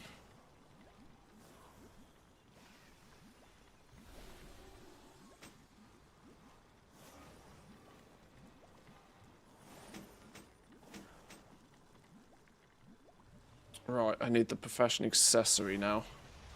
Who makes the other accessory? Goods are of the highest quality.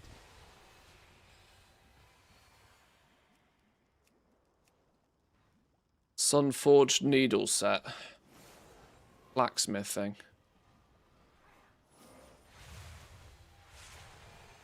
In a weird way, it's almost easier to just make these myself than try and put orders in with other Good people. luck, friend.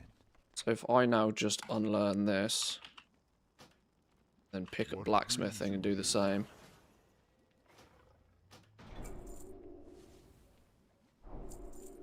It's weirdly almost easier to do this.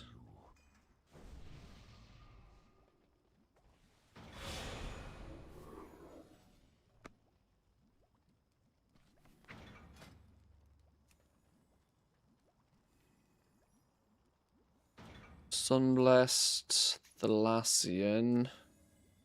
I want the Sun Forged. Do you sell Sun Forged? I might need blacksmithing knowledge points in a second.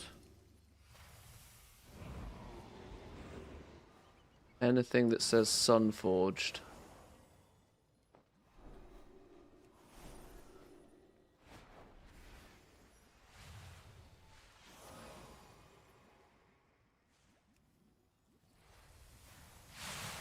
Not looking good so far, is it?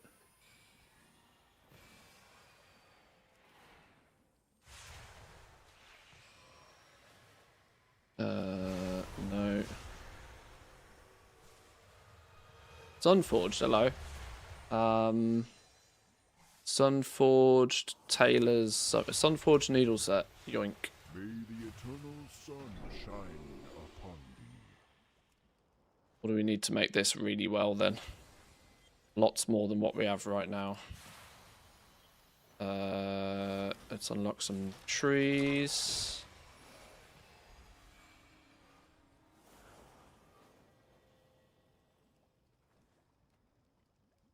Trade accessories, trade tools, that node.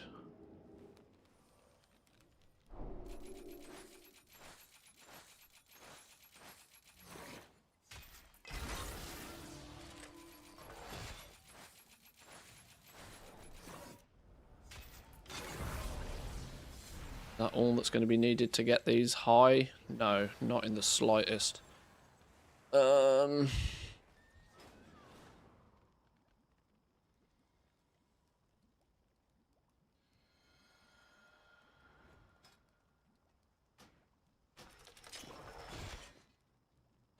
That's not flat skill. There's a flat skill. Oh, that's only on alloys.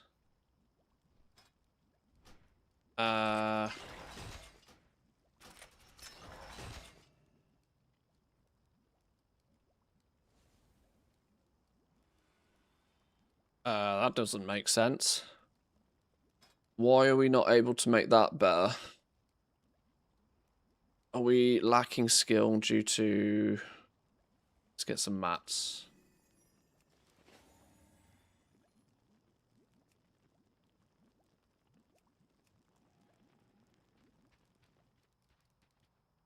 Interesting. Luminant flux.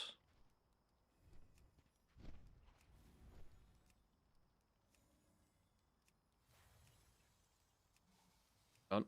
Luminant flux. Is this a tool? No, it's the accessory, isn't it? So I only actually need to make one of them. There's no RNG in this.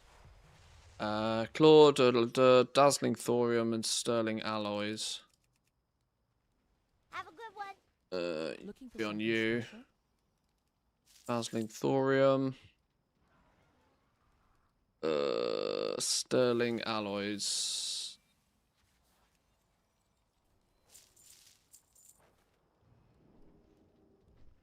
Okay. How the Christ on a bicycle do we get this to max rank?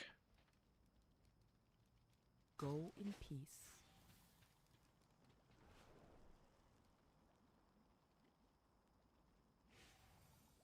Craftsmithing trade accessories. Oh, it's not a okay, I put all the points in the wrong one. Makes a lot more sense now. That's better. Oh, okay, sure. Missing a blacksmithing hammer. Well, spit it out.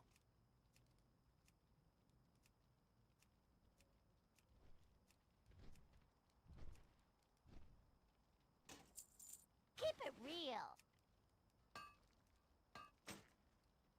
Boom. Beautiful. Okay. Full build Tailor. Full build Tailor. Minus, obviously, a tailoring robe, which can't actually make yet because we can't get the recipes on the tester helms for some reason. So we are going to be missing a very small amount of crafting speed that nobody cares about and a small amount of multi-craft. But we're not doing, like, yield testing right now. Right. 700. You need absolutely everything min-maxed within an inch of its life to get your cooldowns at guaranteed. But it is possible.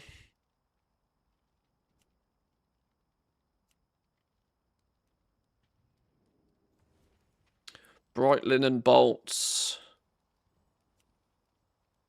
are still wildly difficult to be able to guarantee. Has anybody done, out of interest, has anybody done any reasonable amount of cloth farming on the beta to figure out what the drop rates are? And more importantly, can bolts actually drop? Or is it just for cloth? Because I don't think these nodes... It says chance to find cloth in midnight zones. I think they've removed... I don't think bolts drop anymore, do they?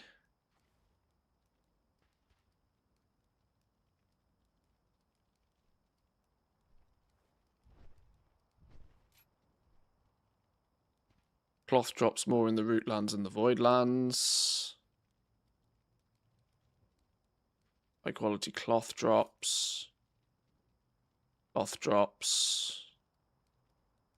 Tailoring's going to be a tailoring's going to be a weird one, you know.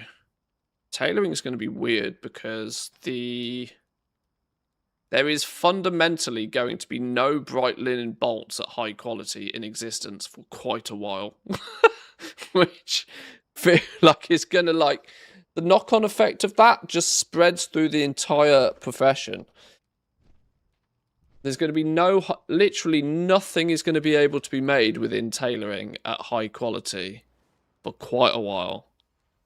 Because the amount of knowledge points needed to even make bright linen bolts at high quality without concentration is batshit crazy.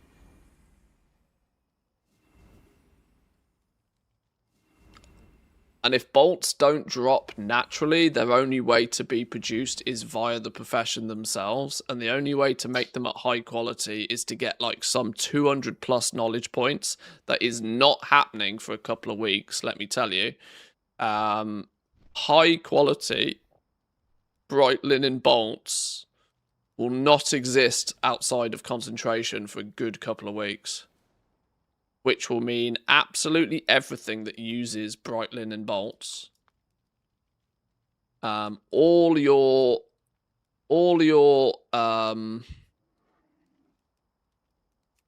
is it out of curiosity? Oh, I can't even like make quality 1 bolts now. Can I gimp myself so that I make them at quality 1? Oh god, I can't even gimp myself hard enough to make them at quality 1. Oh, that's making that even really annoying to test, isn't it?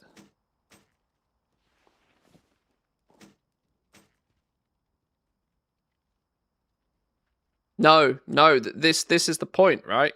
Concentrator Taylor alts, no, because it's a 3-week advantage. Because it is still only going to take as long as it takes for somebody to get max build. My point is that max build is just going to take a lot longer than other stuff. That means everything within tailoring for the first couple of weeks is going to be really weird and wacky. I need some quality 1 bolts, though, to test what happens when you only use quality 1 bolts on this sort of stuff. These numbers are all completely weird and wacky. You can get 40, 50, 65 points above.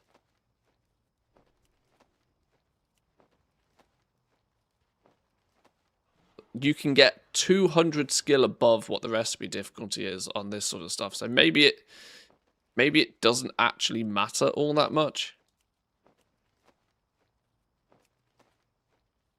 The fact that you can piss past the recipe difficulty so easily. Keep forgetting that the actual pre-patch event goes live 1 week after the patch goes live, which grinds my gears. Yeah, pre-patch is next week. We have level squish, we have demon hunters, we have all of that business, but The actual event doesn't kick in for another week.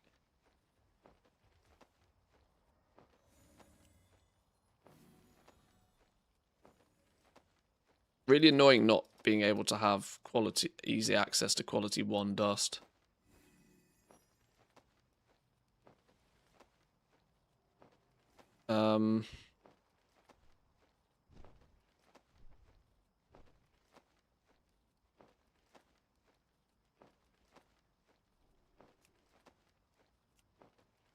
Is that what they're... That seems like such a backwards way to do it.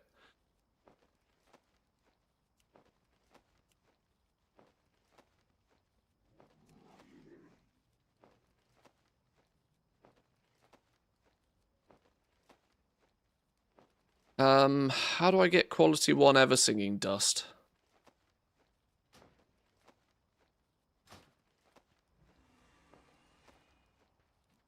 I have just the thing for you.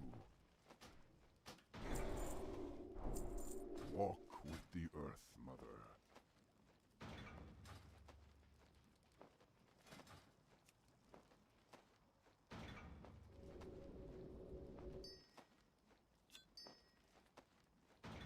Swirling arcane essence. Is this our catch-up?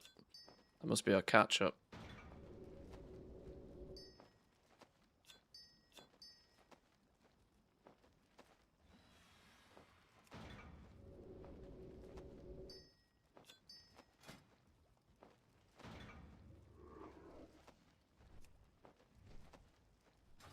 Looking for something special? Go in peace.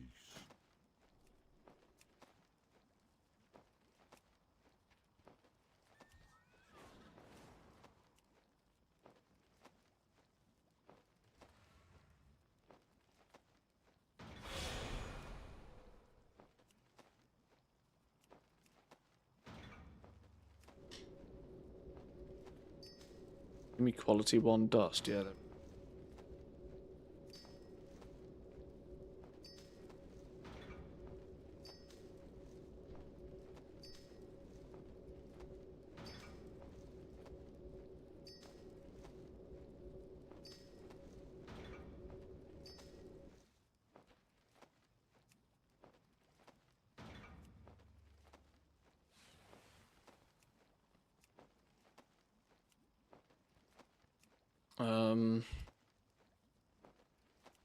Anything that uses bright linen bolts.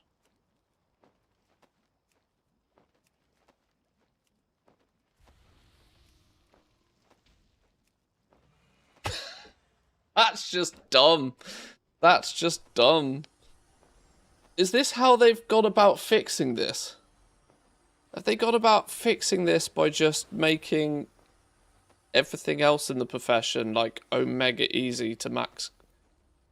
If you can make rank 5 profession basic rank 5 profession gear using normal quality materials, then it doesn't matter about making bright linen bolts at max quality because you don't need them.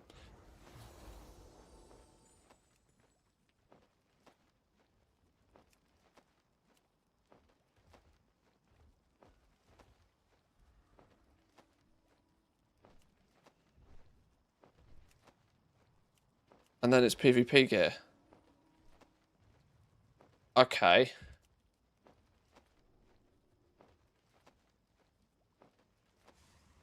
Well, this feels dumb. Okay. The only reason you don't need high quality bright linen bolts for anything that actually uses bright linen bolts. For anything that actually crafts with them, you don't need the high quality ones. You only need the high quality ones to then turn them into imbued ones at high quality as well. So then what uses the imbued ones?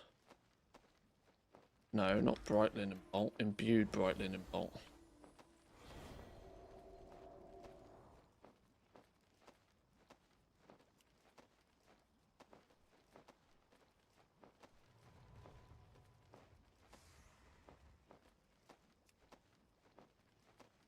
Okay. I'm just wondering just how actually urgent is it that high quality bright linen bolts even exist? It doesn't actually feel as if it's that urgent. You're tailoring bolts. Now, if you want high quality of these, you got some fucking work to do anyway.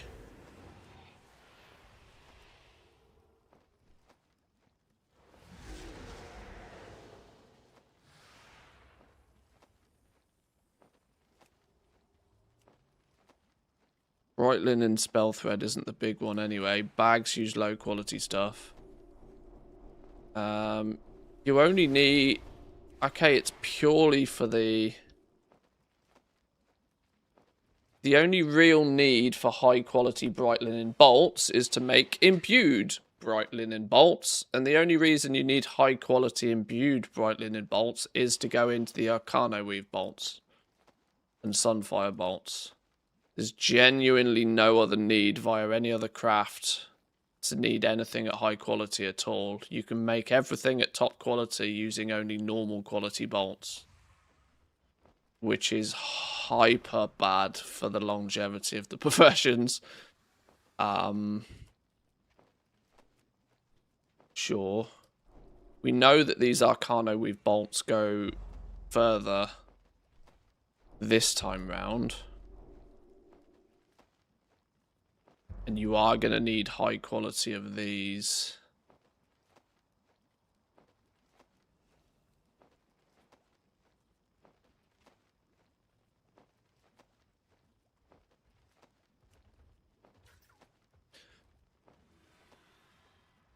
Now, tailors themselves don't worry about the materials that are required for any of the gear, because gear doesn't come until people get sparks.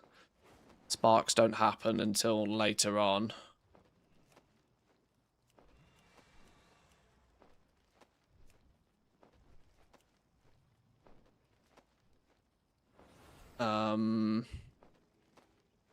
Alchemists, enchanters, and herbalists are going to have very early desire for high quality Arcano Weave bolts, which puts some probability on tailors to use concentration with their cooldowns the first couple of weeks.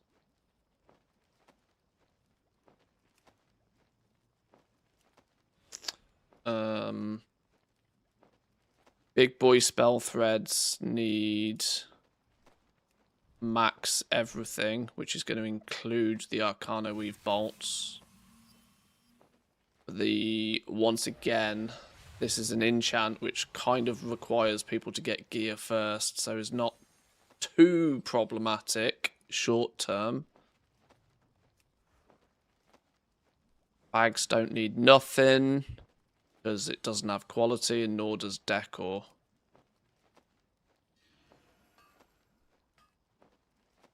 What are wardrobe enhancements? Oh, cosmetics. Then these don't care about quality either.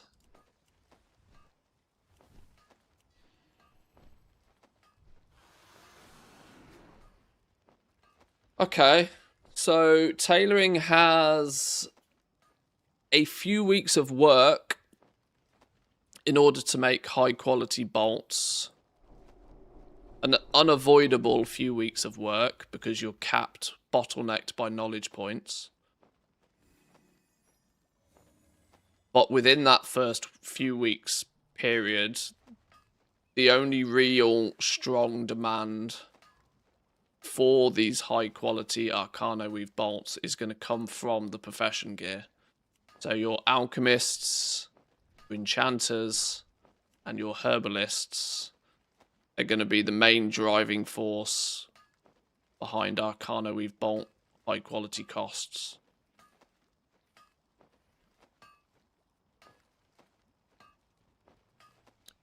Now, as we know, herbalists are all over the place at the beginning of the expansion. Enchanters, enchanting alts are all over the place, especially if people get behind concentration. So there is quite some demand there. But there's about I need to do the napkin maths on how many knowledge points it actually takes to be able to make those bolts at high quality. But whatever it takes for people to get to 525 recipe difficulty up here is the bottleneck, really. Which could be 2, maybe even 3 weeks.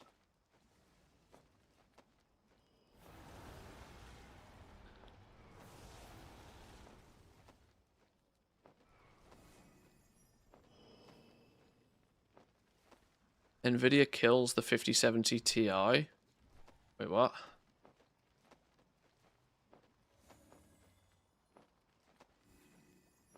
I feel like most professions are getting worse since Dragonflight. Well, they're just in a really rocky stage right now. They're just kind of a little bit.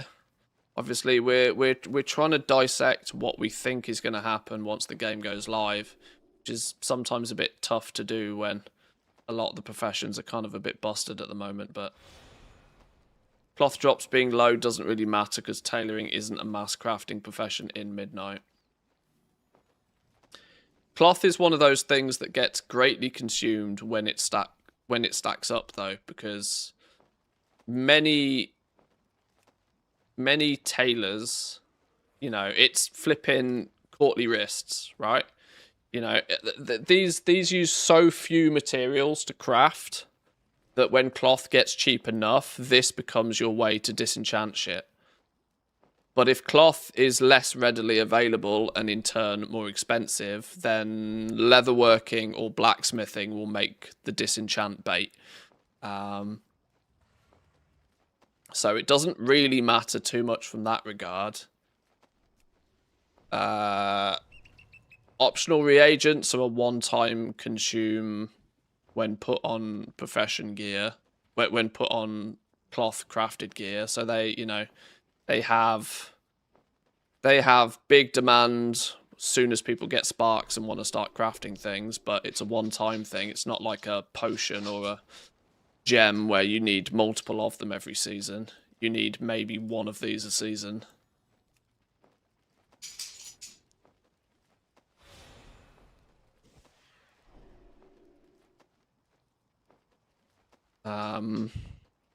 Season 1, we know full well that profession gear consumes a lot of stuff, though. That's all of the crafters try and get themselves geared up and compete with each other. Bags are one of those things that they sell in Season 1, but most people wait until the bags become cheaper than the last expansion ones. Yeah, it's kind of weird that last expansion's bags still are better value for money for quite some time, but it will be the case, especially with these using moats. What, 32 Arcano Weave, 32 Sunfire Silk. Okay, yeah, these 38 slot bags are not going to be cheap for quite a while, I don't think. Unless there's a broken hyperspawn for cloth. But yeah, it kind of doesn't really matter that much if cloth ends up being expensive. Because, yeah, it's only very, very heavily consumed if it is cheap enough to make it the disenchant bait.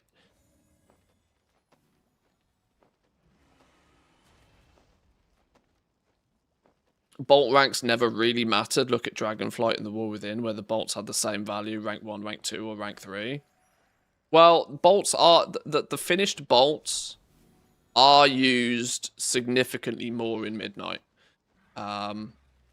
The fact that they're consumed in greater quantities in the optional reagents, the spell threads, and they go into decor this time, which is something that we've not had to contend with previously. And they're quite heavy in decor as well. Now, of course, decor is going to suck up all of the quality 1 bolts, so it will create the need for those. But it will be all of your end game profession crafting, which, like I said, though, is for most people a once a season craft kind of thing. So gear doesn't actually consume anywhere near as many materials as some people assume it does.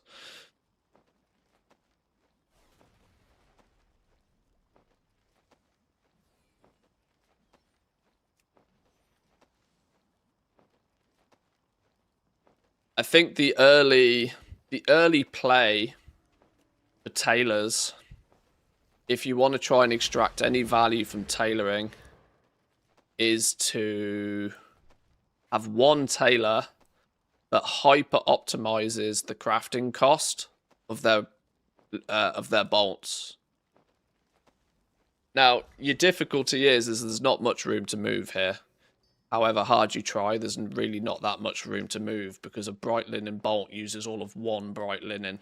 So your resourcefulness isn't actually going to do a lot here. And that's the thing you would try and stack up along with multicraft. But you're going to want to throw as many points as quickly as possible into getting the secondary stats, which will be textile utilization, will be creative efficiency. These 60 points here are like the points you spend absolutely first. Now, that's also going to mean you're going to need a bunch of points in here as well. Week 1, tailors. However many points you need here to learn 2 nodes, 10 points, plus these 60. 70 points is going to be needed week 1 by tailors to get the most optimal crafting price on bright linen bolts. There's a little bit more resourcefulness you're going to want there. So yeah, 70 points minimum. 85 if you can get it. Filling these top 3 nodes, really.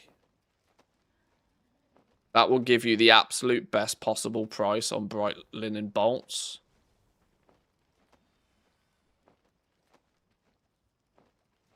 And you won't worry too much about pushing to be able to produce these at max quality, because there isn't actually as much need to do that as you might think. Now, of course, if you are optimizing your cost of bright linen bolts, that's going to have a knock-on effect to your cost of imbued bright linen bolts as well. And you'll just try and sell these bolts at the absolute rock bottom price you can craft them for. It does inevitably mean, though, that because these all land on the region-wide auction house, that this market is going to be hyper competitive because there isn't that much room to move by anybody in it. You're going to want a full multi-crafting epic tool as soon as you can get your hands on it for the bonus multi-craft. And we can see here that you can actually push your multi-craft to like 30+%, which is actually massive. A 30% chance to get up to a 4x boost is kind of crazy. My natural crafting speed, I would also point out here. My natural crafting speed is at 58% from the word go. So I know some people were thinking about, are they going to spend all of their time in Zulaman because it gives you the crafting speed buff? I think you'll be able to cap out at 75 without going there. So I think you will still live in the capital city.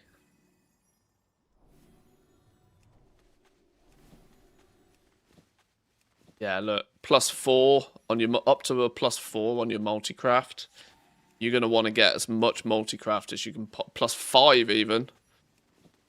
You're gonna want as much multi-craft as you can get your hands on to make sure that your per unit price on bright linen bolts is just rock bottom, which will then help you with keeping your price on this rock bottom as well. As these, I imagine, can also multi-craft up to a ×5.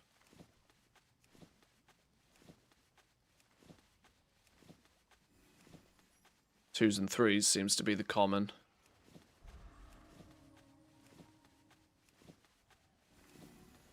×6 is the max.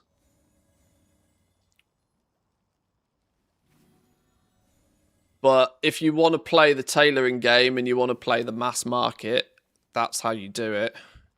You go the route of fiber arts and just slam as much points into getting resourcefulness and multicraft up as high as you can, as quickly as you can. Forget about skill. Skill will just come eventually. And in fact, mass producing them at top quality isn't really that important anyway. They will only really get fed back into all of those tailors that try and go the route of putting all their points into Arcana Weave bolts and Sunfire Silk bolts instead.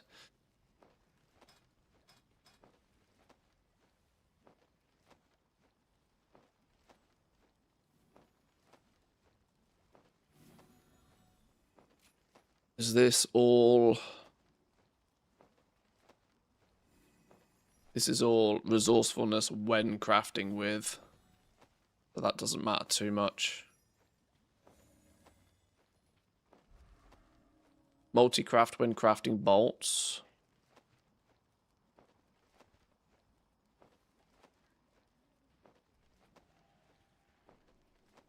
Well, okay, then you need 5, 10, 15 points in here as well relatively quickly. Is that your week 1, week 2 100-point build? 100-point build is 85 over here and then 15 in here. That should get you the absolute tippity top resourcefulness and multicraft to guarantee yourself the best possible price while simultaneously doing your best to get 3 sets of epic gear up here. Skill doesn't really matter. Skill will happen eventually. But getting as close to that 30% multicraft and 18% resourcefulness as fast as you can will give you the best possible price.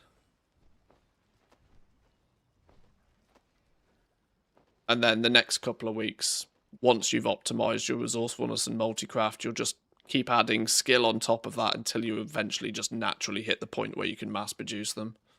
That shouldn't really be much of a rush.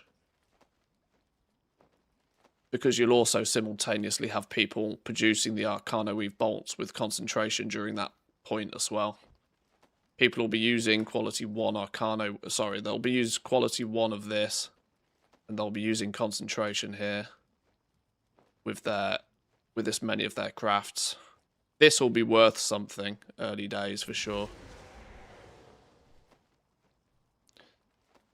And before people ask, you are still going to stack multicraft up here. You're not going to swap out for ingenuity. You only get 50% refund with tailoring, even full build. So you 100% ignore ingenuity. You take as much multicraft as you can get.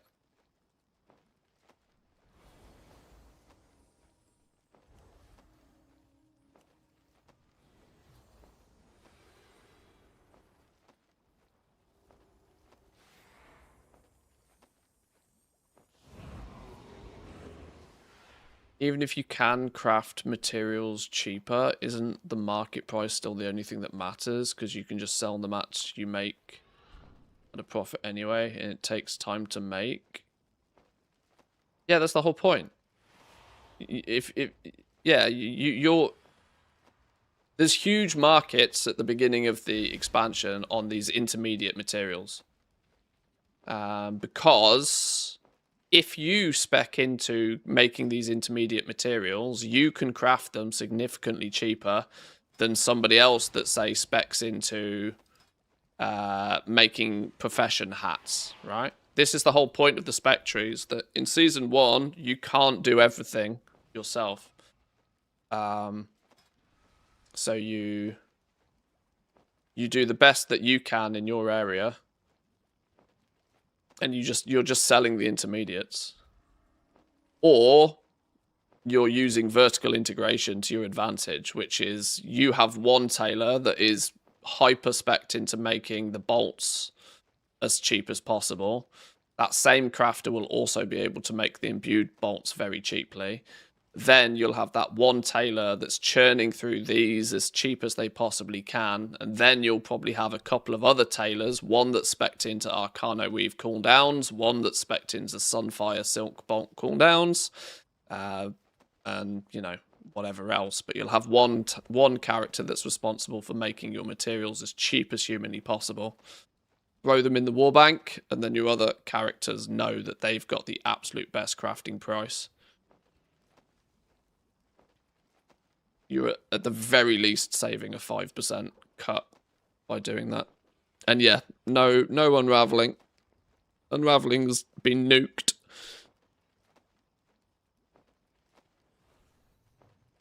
Has a lot of stuff changed with the latest build? No. Basically nothing. Basically nothing. But we're at the point where we can't wait any longer. We got to start poking about.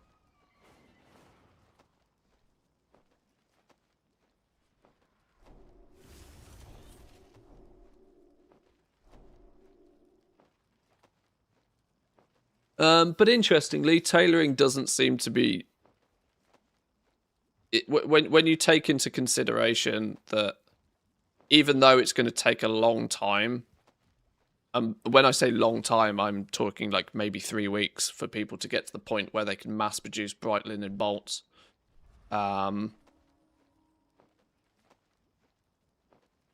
It's actually not as important as you might think, because most crafts that are popular at the beginning don't need high quality in the first place. So your early leveling gear, you should be able to produce this at quality 5, like with just normal quality bolts. Well, I say that it might be slightly more challenging unless you are speccing into one of these routes, but this is only a short-term thing anyway. The really early game market is your bright linen like profession gear. But most of this has such a low recipe difficulty that you can use quality 1 stuff all over the place and still produce it at rank 5.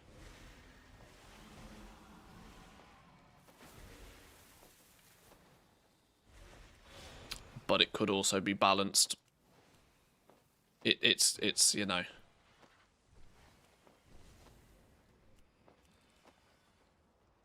Okay, yeah, tailoring doesn't look too bad. There's nothing that's like actively broken. There is a... well, no, that's a lie. There was a node or two in here somewhere that wasn't doing what it said it should do. Otherwise, it doesn't look too bad. Alright, I can't spend all day on each individual profession. We have to try and rotate through these a little bit. I think I've probably got time for one more profession.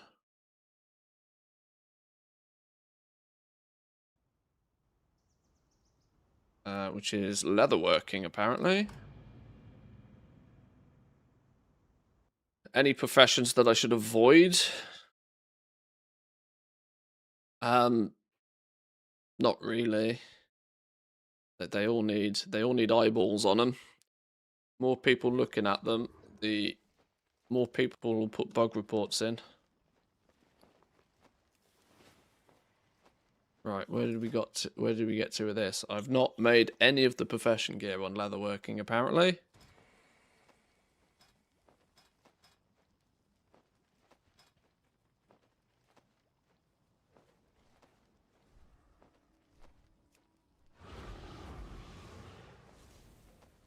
We make a huge amount of stuff. Do we make any of our own?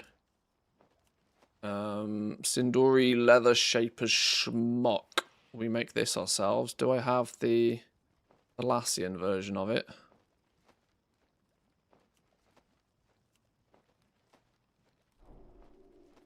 Wait, what? There we go. Leatherworking accessory. We make this ourselves. Boom. That's an easy fix.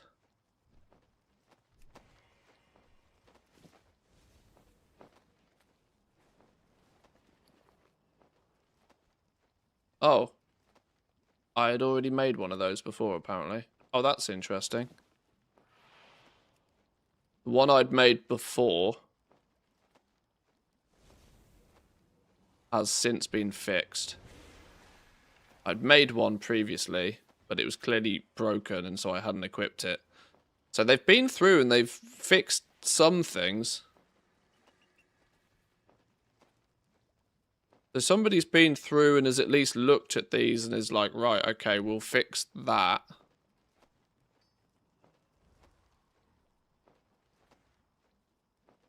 But at no point have they, like, fully fixed it by adding Moxie or... Okay, this is all odd. Still optional reagents, apparently, on these, which doesn't make sense either. Who makes the leatherworking tool and the other accessory? What brings you here?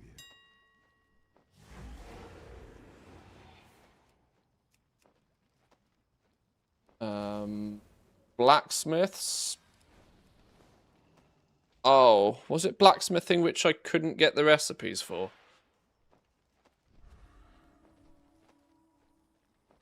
Be careful. I've been expecting you.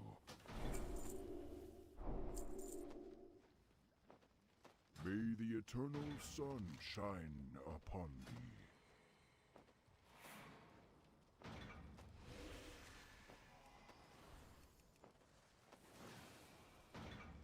Where's me blacksmithing book for maximum points? Oh, that's a leatherworking one. Give me the blacksmithing one. We shall meet again.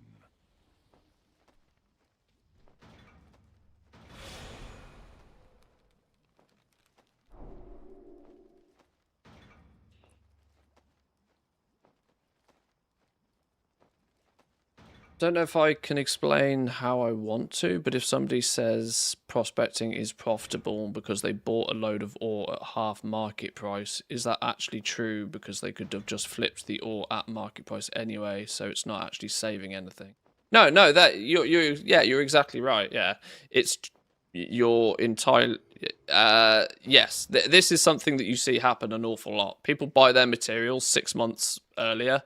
And how they believe they have half the price of the materials, and so they believe they're making 50%, or 100% profit. They're not, because they probably should have just saved themselves the time and the effort and sold the. You have to look at what value the crafting is adding. Yes.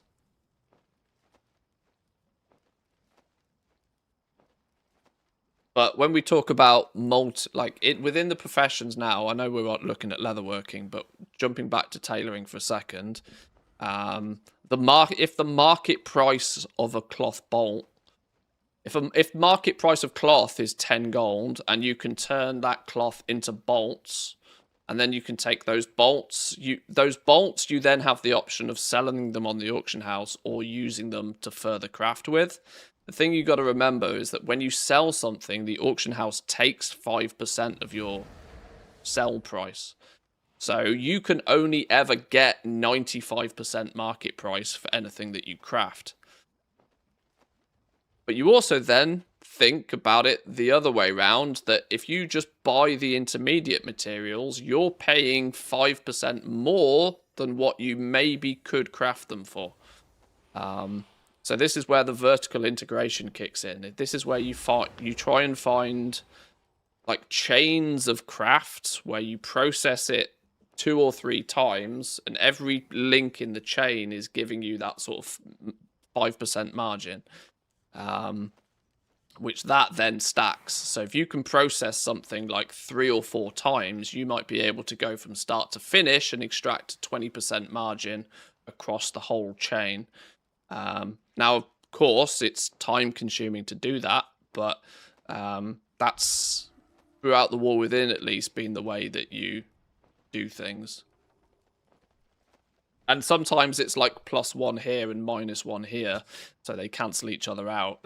We saw this with tailoring in the War Within, that unraveling, you would unravel cloth, and then you'd take the unraveled cloth and turn it into bolts. Now, you could technically make a profit just unraveling and selling the threads, But you also know that the market price for threads doesn't really mean a lot because you can't sell them because nobody does that.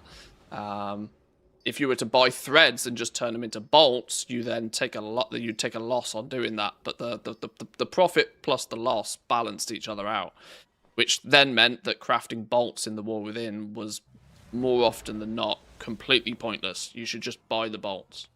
And that's because there was also downward pressure on bolts because they could just drop in the open world. So, kind of weirdly, unraveling being taken out doesn't matter that much because it wasn't really adding any. The crafting, the unraveling, and then crafting into bolts wasn't adding any value. They basically counted each other out. So it's kind of less process to do, but it isn't going to make a big difference overall. This whole process for me is why things that go on the region-wide auction house, like past season 1, I'm not interested in. There is room to move in season 1, and there is a way to gain an advantage over most other people in season 1 if you do things right. But by the time season 2 turns up, the expectation is that you have full build. And if you have full build, so does 500 other people. And when everybody has a full build, margins are single digit at best. And I just don't enjoy risking a lot of gold to make 4%. Doesn't make any sense to me.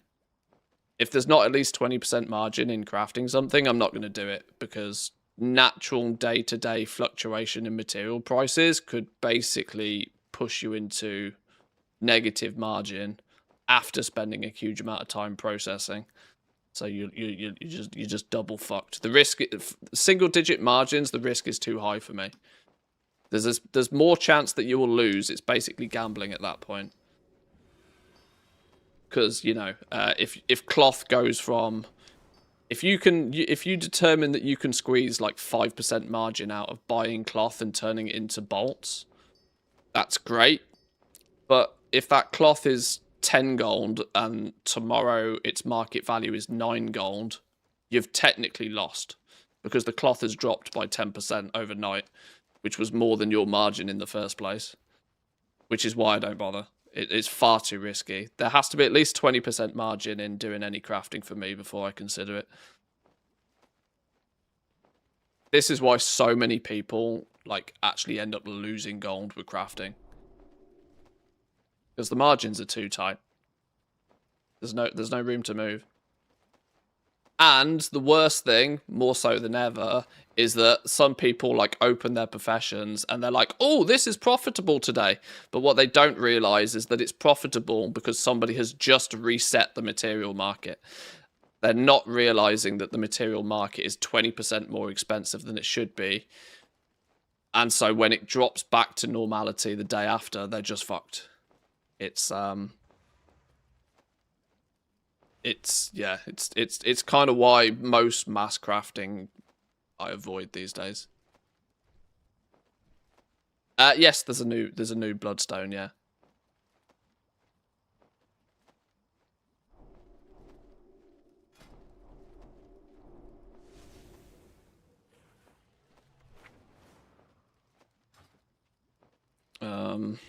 We needed the recipe, didn't we? Sunforger's Leatherworker's Knife and the Sunforger Leatherworker's Tool Set. We're going to need to make both of these for leatherworking. Did we say we could get the Sunforged patterns?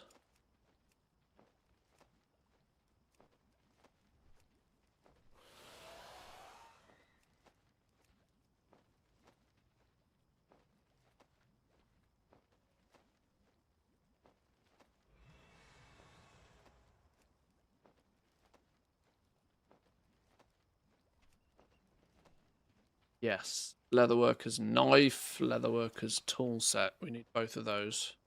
Ancestors watch over you.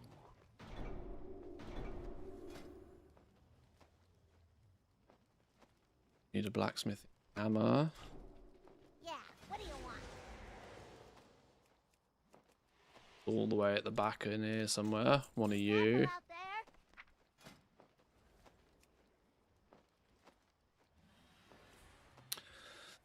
there. Now we need some mats. Let's track that recipe and track that recipe. We'll figure out spec points in a minute. We got some majestic claws. We need some dazzling thorium. Traveler.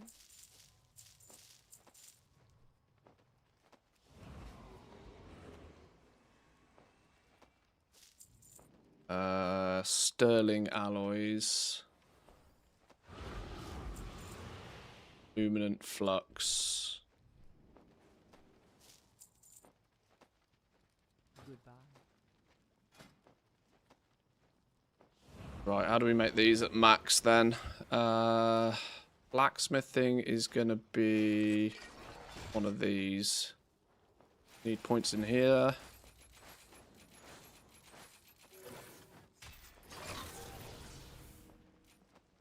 Points in here. Points in here. So, season 1, I'm willing to play the mass markets a little bit because, like I said, it's one of those where if you actually put your knowledge points in the right places, it can actually keep your nose above other people, ahead of other people. If you get the knowledge points and you put them in the right places, you can win in season 1. But by season 2, when the assumption is that everybody has got full builds, there's no room to move. Hence why markets get squished to like single digits, and I lose interest at that point. It's too risky. Well, you'll make more gold farming at that point.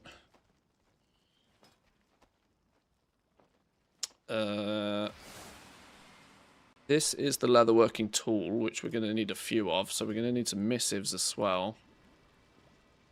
Is that from here?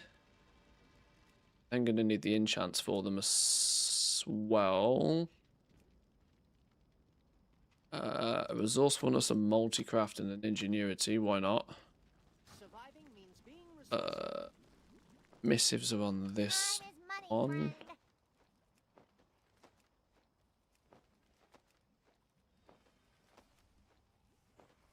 Thought they were. Here we go.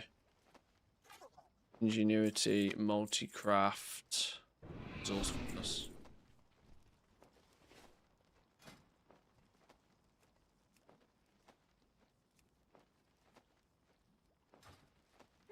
Interesting.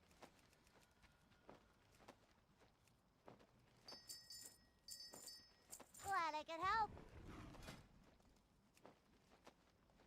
Right, ingenuity tool. Go.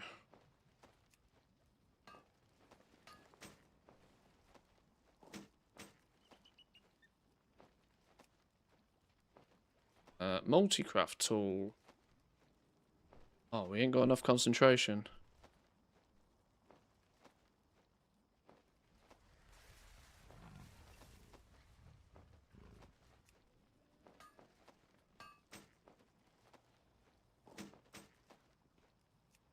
Then resourcefulness tool. In case we need all three for testing. Shit. Okay, we're on cooldown.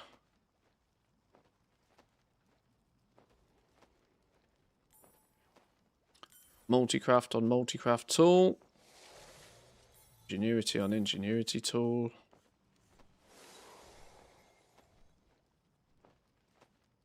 Resourcefulness will go on resourcefulness tool in 1 minute when this is off cooldown. We make the tool set while we wait. Oh, we need concentration for this as well. Oh, we need 508 concentration for this also. Okay, we're on cooldown. Quick bathroom break, back in 2.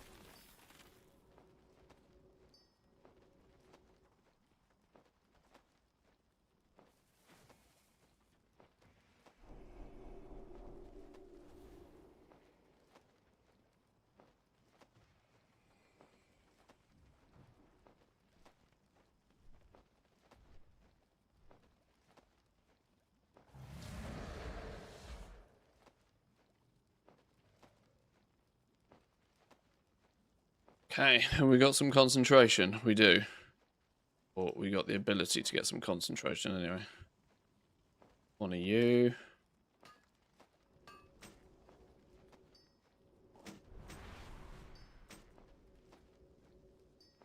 And then we need our final tool, which was our resourcefulness one. Ah, sod. We need to wait again. But, didn't actually... I should have made the tool we actually need first. Ingenuity. Oh, I did. I made the multicraft one. Oh, in that case, we're good already. Okay. Min-max leatherworker then.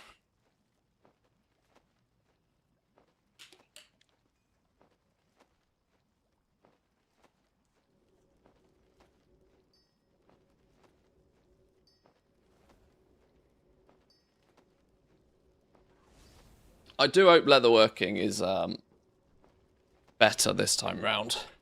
My main character is a Jawncrafter leatherworker.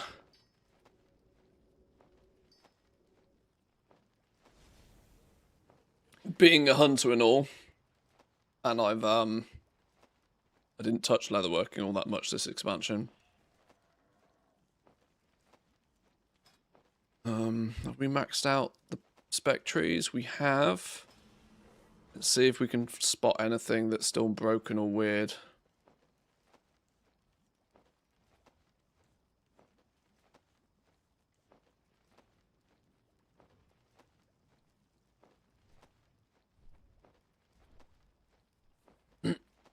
I went all in on mat crafting to start. It was okay for a bit, but it died so fast for leatherworking.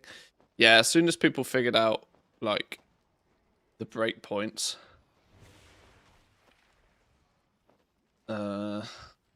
Optional reagents. Helpful spells abilities have a chance to call on the lower to grant verse to you. Optional reagents, I never know what the... I can never even begin to guess what the market's going to be like on these sorts of things, but all we do know is that they are possible to produce at max quality, should you have all of your eggs in a basket. All of your ducks in a row, sorry. Like, couldn't be closer, though. You're going to need the full 100 plus 40 build. Means you better hope that leveling this is not too tragic. You go in this route.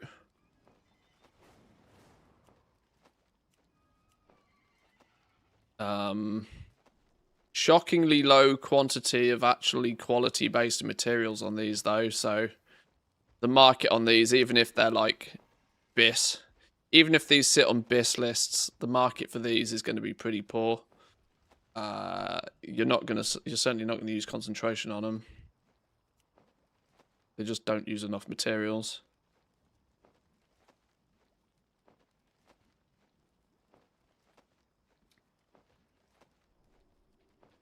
You can only get... oh, okay. Why have I not got any high quality scale woven hides? Craft a few of those quickly.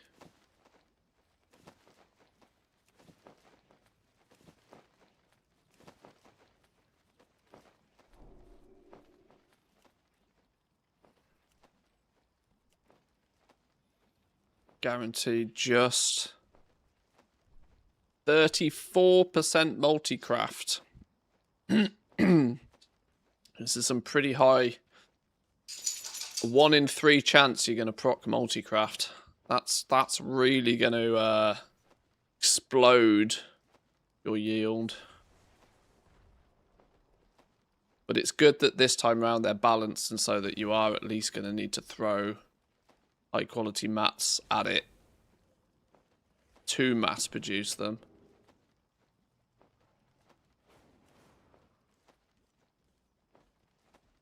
There's only 5 points in it, so there's not really much room to move, which is kind of good. They still use so few mats, though. It really does limit the option of concentration being used to make these, though.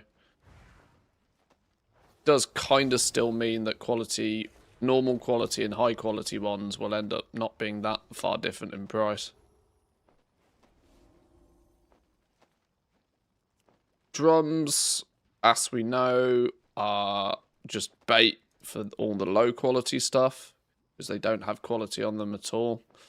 But the drums market has died a death in the last... the fact it's only a 15% buff is the main reason why 99% of groups don't use them.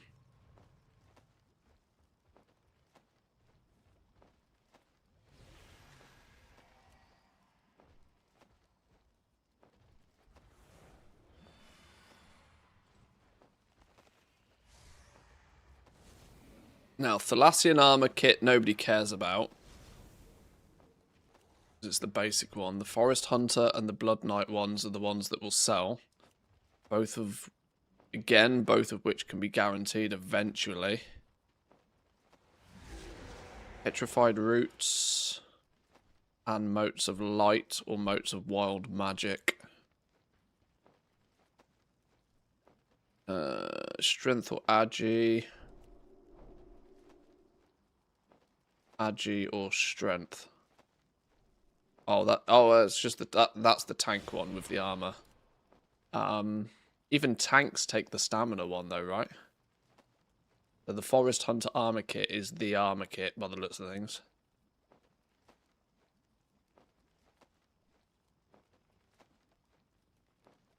It's going to be interesting what these motes end up costing, you know. Very interesting to see what they end up costing. You know, alchemy is going to have a big part of that. Because alchemy is going to be the #1 consumer of motes by far. Pretty much every single profession uses motes. Minus blacksmithing, actually. Weirdly, blacksmithing doesn't care for motes at all. Which means all of the miners aren't going to use them themselves. They're going to sell them. It's going to be weird. Forest Hunter's armor kit's going to be the armor kit, I think.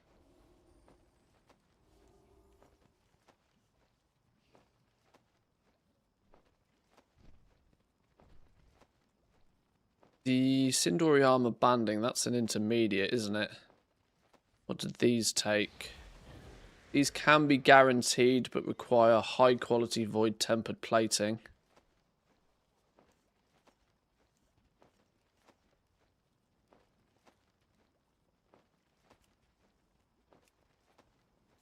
Nothing seems broken so far, though, which is good to see.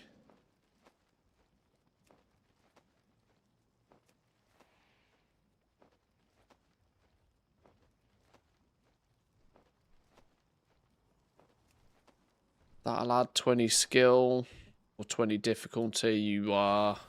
Oof. Yeah, there's no room to move, but they're balanced at least. What's Smuggler's Enchanted Edge? Oh, it's an oil.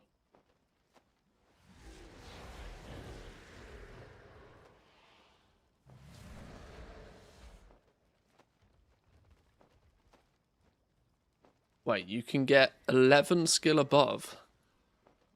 Well, that means you're going to end up behind on skill by the time you're going to need 20 in here. A missive is going to add 25. You need to be 25 above. The recipe difficulty on this is too high to guarantee it.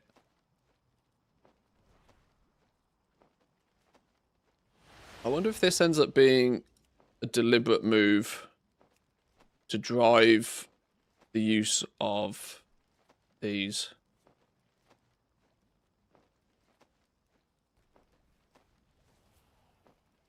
It kind of puts...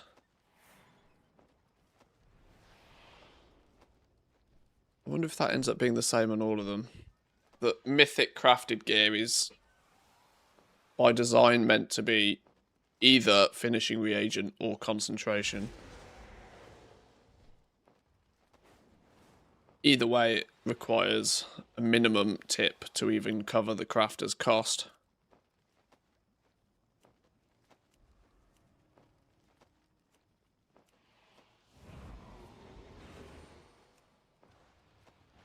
Because a good quality, also a good quality, a high quality embellishment doesn't add any difficulty. but a low quality embellishment adds 25 recipe difficulty. So this really does put a lot of emphasis on people when they're placing orders using high quality embellishments, because they're gonna, it might result in them either not being able to or having to pay more for their rank 5 piece of gear if they cheap out on the embellishment, unless they strike up some sort of deal with the crafter. But as we know, 99 times out of 100, there's no striking up a deal. It's provide all of the quality 3 materials and optional reagents and everything, and then you get it at quality 5, and then you tip what you like. But the tipping what you like might not even come into play if crafters are forced to use... If crafters are forced to use either artisans' ledgers or mentors' helpful handiworks in order to make them at rank 5, then there has to be tip enough to at least cover the cost of this. So the whole tip what you like thing falls out the window a little bit. That said, were these ever really... The blue ones were like up to... What were they? Like 400 or 500 gold at one point, right?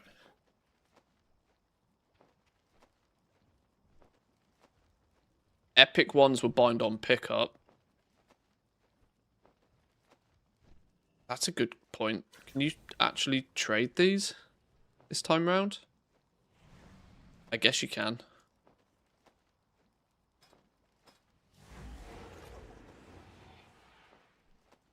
Oh. It still says it's going to give you an apprentice scribbles. Oh yeah, that's the basic one. My bad.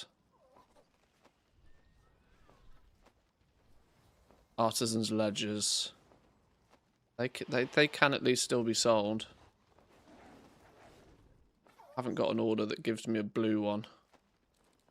Do the blue ones only come out of the Artisans Consortium payout bags? I think they do. Okay.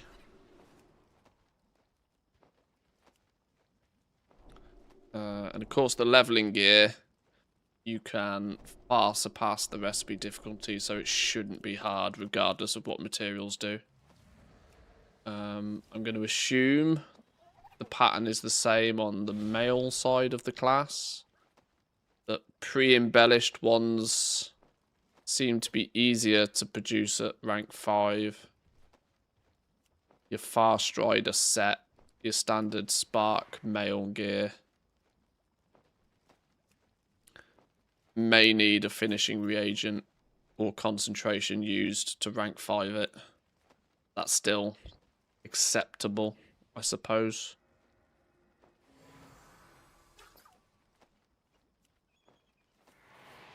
Unless anything looks out of the ordinary.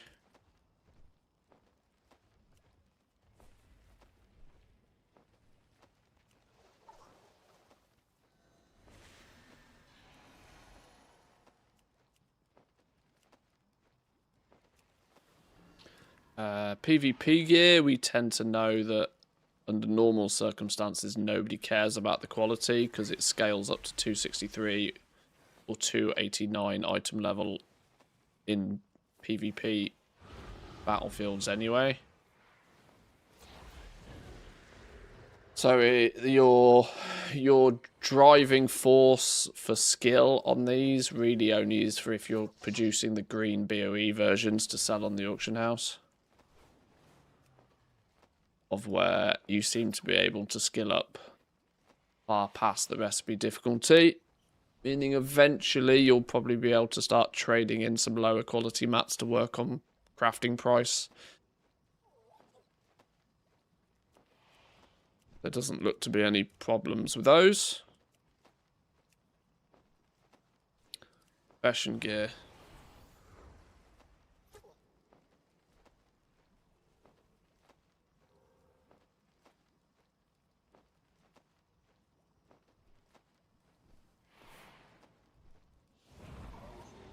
I almost am not going to bother looking at profession gear because it's all still so very heavily broken, isn't it?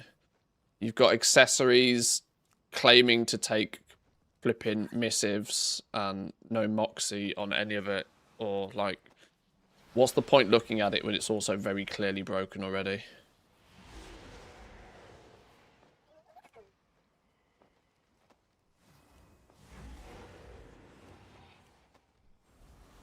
At least on a recipe difficulty perspective, you can guarantee the normal stuff. And interestingly, this is where we don't know what direction they're going to go. For leatherworking, the epic stuff can be guaranteed without concentration. Some other professions, you need concentration to guarantee the epic versions. So another one of those, only time will tell what direction they go in. Are they wanting the epic gear to be made with concentration only? Or is the ones that require concentration, as we see on the beta, just bugged and needs a rebalance? We'll have to see what the end result is. Like I said, looking at profession gear at the moment is almost pointless.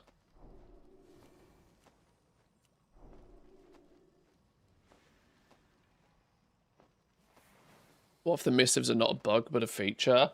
No, because if you use them, nothing changes. You can craft them and nothing changes. It's just bait. It just absorbs the missive and it disappears into the nether. It needs to just not be there. All the crafting devs have been transferred to work on the add-on replacements.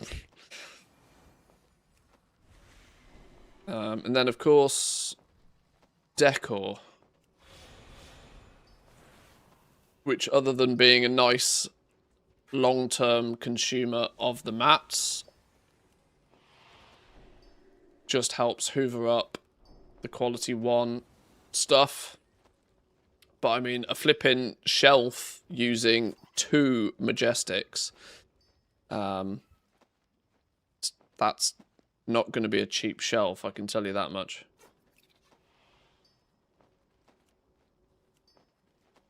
How much lumber are we talking? 20, 18, 16, 24, 46, 24, and 18. I've not noticed any decor for Midnight that uses modest amounts of lumber. It's all what I consider mid-tier or high-tier cost decor. Now, that's before you start slapping on the other materials that it needs to craft the things as well. This Midnight decor is going to be hella expensive to begin with. Not because of the lumber cost, but because of everything else that goes in it. 40 motes of primal energy is not going to be cheap before you consider anything else here. TLDR, are you happy with the beta build? As far as professions are concerned, they haven't changed anything, so there's nothing to be happy about, really. But without being overly negative, we are here, we are trying to figure stuff out with it, we are looking through things.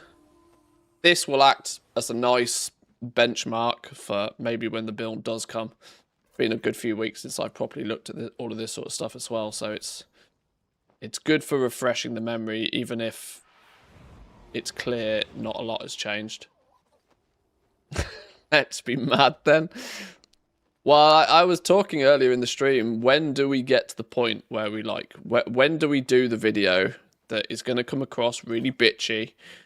Like, when do we get to the point where we're like, there is so much that is still broken, you know? When do we do that? The world is falling, everything is still broken. Bellula style video. But interestingly, outside of there's really not much within leatherworking that actually seems that broken. If you ignore the fact that the profession gear, which is a huge part of leatherworking, to be fair, but if you assume that this whole category of crafting is just hella busted, the rest of it seems alright. The rest of it seems fine. The rest of it seems alright. .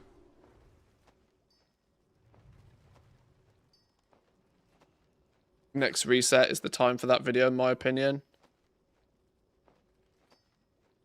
Well, you know, when we're actually in 12.0 and the 12.0.1 beta, what will be the launch of Midnight is still hyper busted. I think I agree. That becomes the point. That becomes the point where you turn around and say, come on now. This is seriously broken still. Even when Bellula does those videos with his big reach, it doesn't seem to have any impact either. Well, Bellula's built a bit of a problem that he's known for being, you know...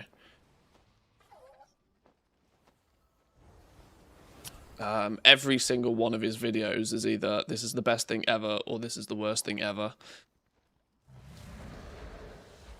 Which, in turn, means that most people just basically ignore your opinion on something.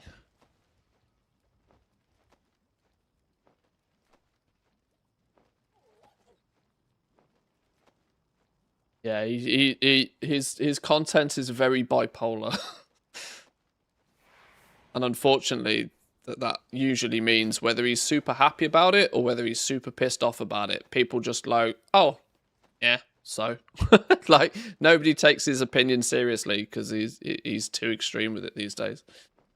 He's had that problem with his content for a while. But he's still easily the biggest WoW creator out there. So it's kind of like, you can only knock it so far. Because, I mean, nobody else has really stepped up and done a better job. So Mr. GM is, you know, doing his part. But of course, Dan tends to focus more on, this is the information, this is what's coming. It's, you know, he's a big WoW YouTuber, but in a different direction.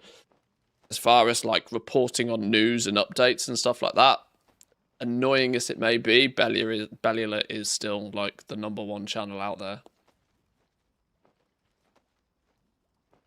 The War Within beta got a big profession build quite close to its release.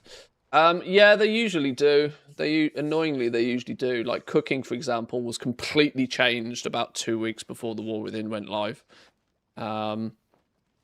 Cooking went from this pyramid-style system where everything, you know, one food goes into the next food, goes into the next food, goes into the next food, until you eventually have feasts. And then 2 weeks before, they were just like, no, scrap all of that. Basic steaks make feasts, apparently. They nuked the entire profession. So, it does happen. But leatherworking doesn't look too bad. Doesn't look too bad. Now, if we ever do want to do some aggressive testing, I've now got a full build character. And it also means it's much easier to come back and check things from time to time on this dude now, which is good. What I do need to do is quickly make the resourcefulness tool. Before we log this dude off. We were waiting on concentration to do that, weren't we?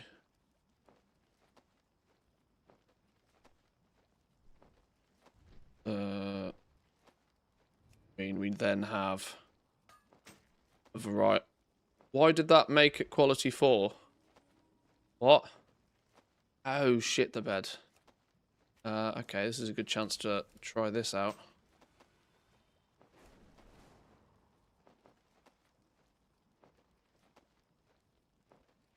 Huh.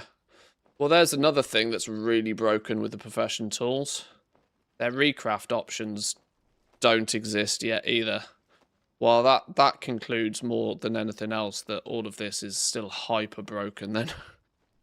You can't recraft something. So yeah, that's a telltale sign that it's still hella broken behind the scenes. I need another missive of resourcefulness then. Balls that up.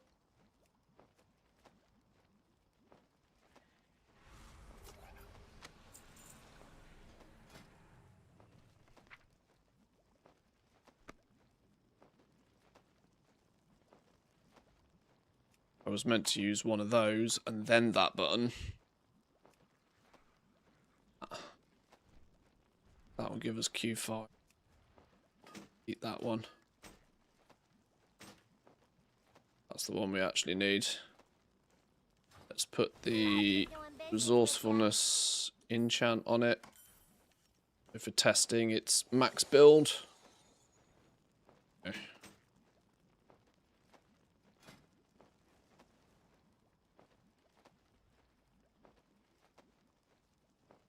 So yeah, now if we wanted to, we can see what maximum stats are going to look like. 34% multi-craft, 19% resourcefulness, and 43% crafting speed just from the profession. So I still think 75% crafting speed is going to be easy with just like a potion or something.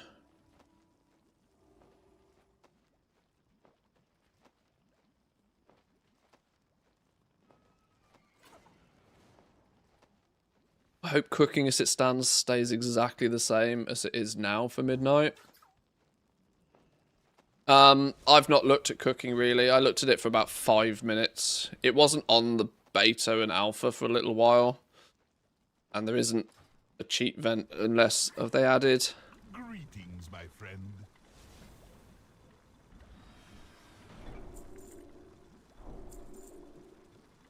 Dragon Isles cooking. Why is Nomi teaching me Dragon Isles cooking? Don't forget to eat. Life is Yes, you can't really test cooking particularly easily right now. So, yeah, I don't even know.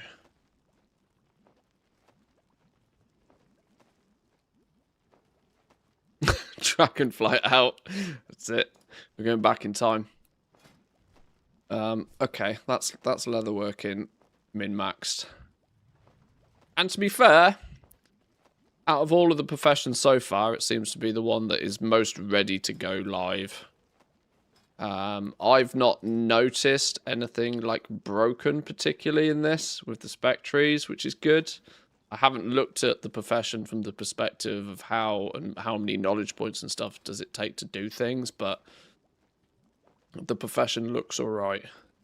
In fact, I wonder if leatherworking is maybe one of the ones I can start working on like a leveling guide for as well then. If it seems to be more close to finished than the others. It's good to know. Right, let's try one more. Then I'm going to go get some food because I'm hungry. What's next on the list? Scribbly scribbly. Inscription. Inscription was hella broken. Inks, milling, ciphers, all of this sort of stuff was completely busted. Let's see if any of that has changed. By broken, I mean it was way too easy to produce anything. So much so that nothing will be worth anything because it was all too easy. I've not got profession tools and accessories for any of this. So I'm going to need to get those. Okay, nothing's changed with inscription. Inks are still unbelievably easy to craft. And that's before I get any profession tools and accessories up here. Let's see what happens when we do get some profession tools and accessories, because this could go absolutely bananas. Who makes the inscription stuff then?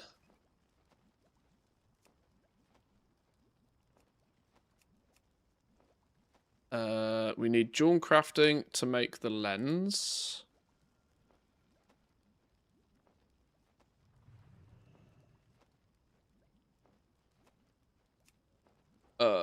That's just an accessory, so I only need one of those. Don't provide the mats.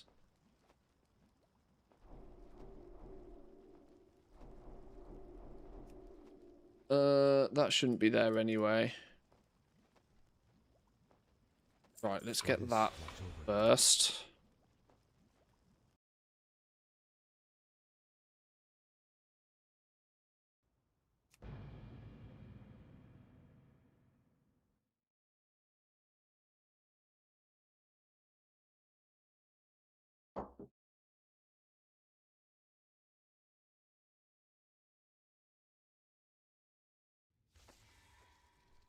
Greetings, traveler.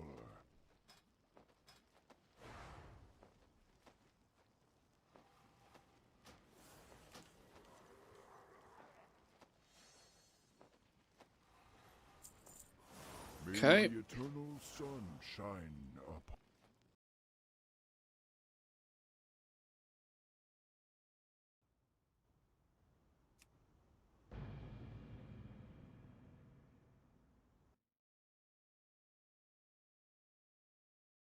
Morning, did I miss anything? I mean, I've been live for 3 hours.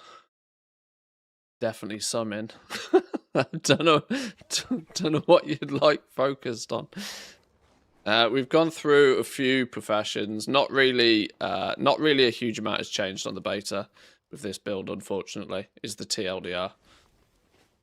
Not profession-wise, at least, anyway. So, I'm basically using the time to just sort of refresh the memory on what's what with all of the professions right now, since it's been a couple of weeks over Christmas where I've not looked at it. So, we need another profession accessory and a tool. Who My does goods are of those? the highest quality.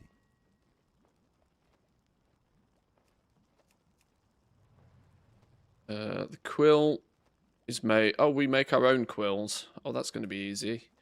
Who makes the... Oh, Jawn Crafting makes those as well. Oh, flipping hell. I could have done that all in one go, couldn't I?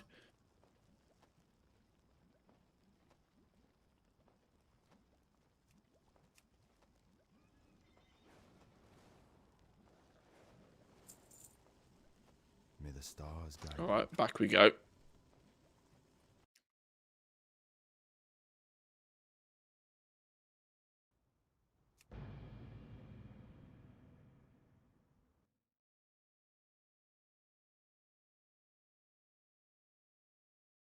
My real hope was that it would be, you know, kind of what I've nicknamed the Moxie build. The build where they fix profession tools. Because until they actually fix the profession tools, it's really hard to get a good feeling of how Season 1's going to play out. Because, like, are people going to be able to max build in a day? Are people going to be bottlenecked by Moxie? We just don't know.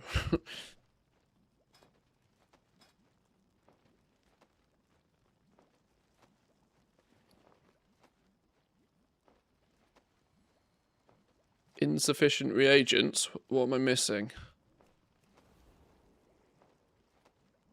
Apparently I don't have enough glimmering gem dust. What's up?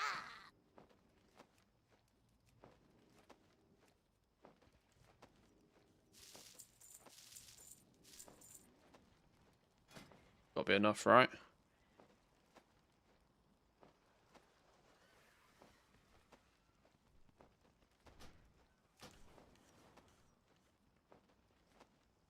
Ingenious breakthrough. Hurry back.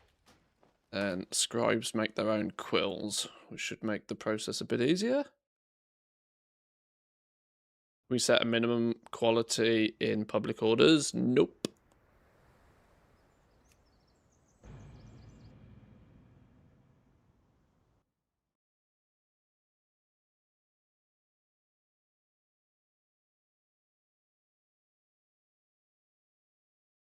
At least if at least what this end, what these realms are showing as well, which is interesting, is that May the assist you. when you place an order for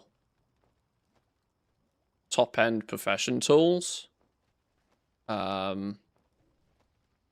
which, see if I can highlight one here, which all use fused vitality. Fused vitality is a bind on pickup. For personal orders, though, it doesn't have to be provided. Now, this is still one of those scenarios where, you know, by the time the game goes live, this could have changed. But the usual rule on bind on pickup reagents is that you have to provide them, even in personal orders. But fused vitality seems to be the exception to that rule.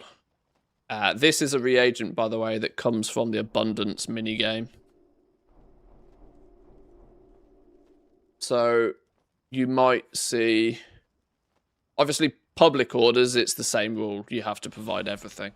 But for personal orders, you don't have to provide that. So there is kind of partly a way as well, maybe, that you might find that there'll be people looking for epic gear that will not have done the abundance system and will not have one of these because you can't buy it from the auction house.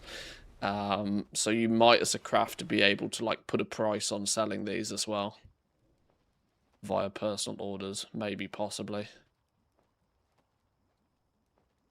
Alone light your path. The thing is, though, that with most public orders, there is 0 to absolute minimum interaction between the two players because of, like, craft scan, for example.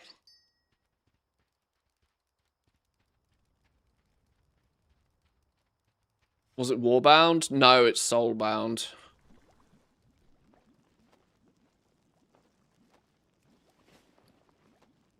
So, like I said, it means that those people who are trying to put orders in for their epic profession tools will actually either have to pay for the crafter to provide it or go and do the abundance system in order to get one on the crafter as well.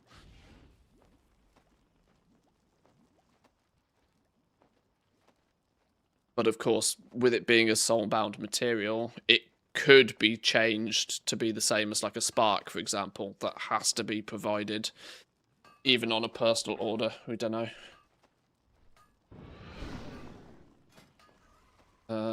Apparently I should be able to make... Oh, look at the amount of shit I don't have the recipes for. And annoyingly, it's the quill that I need the recipe for. Do you sell the recipe for the quill?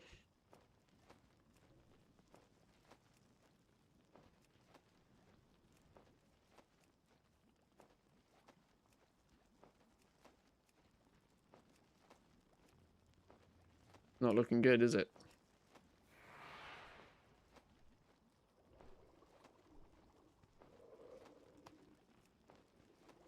Quill, there it is. These should already be known, right? Apparently not.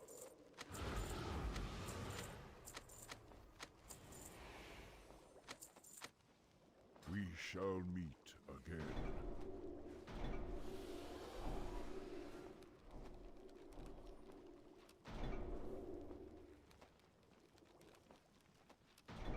Vendors definitely need a search option. Yeah, I mean, if you do it for more than an hour, you learn who's on what and roughly where it is. But yeah, you're not wrong. A search option should be added.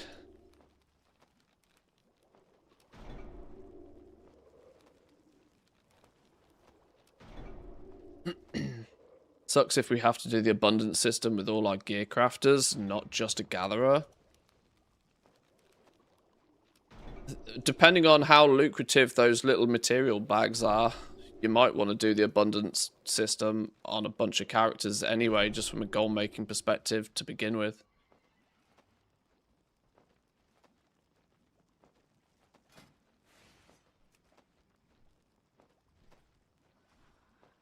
Quill. Okay, you need at least 3 of these. We need some missives, which were on you. How you doing? Middle somewhere. Purity, multi-craft, resourcefulness. Also then need an enchant for each one, which I think was you. Enchant tool, resourcefulness, multi-craft, ingenuity. The dunes have everything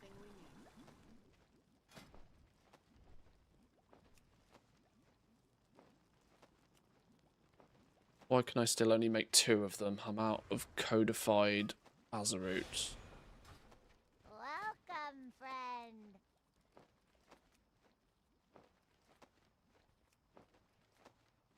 Codified azurite. Where would you be?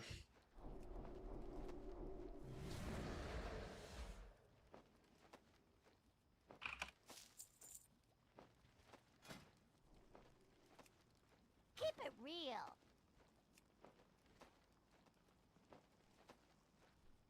Where have they gone? One with ingenuity. Oh, hang on. I need to bear in mind I'm going to need concentration for these. Let's make the one I actually want first. Multicraft is what you're actually going to want. Boom.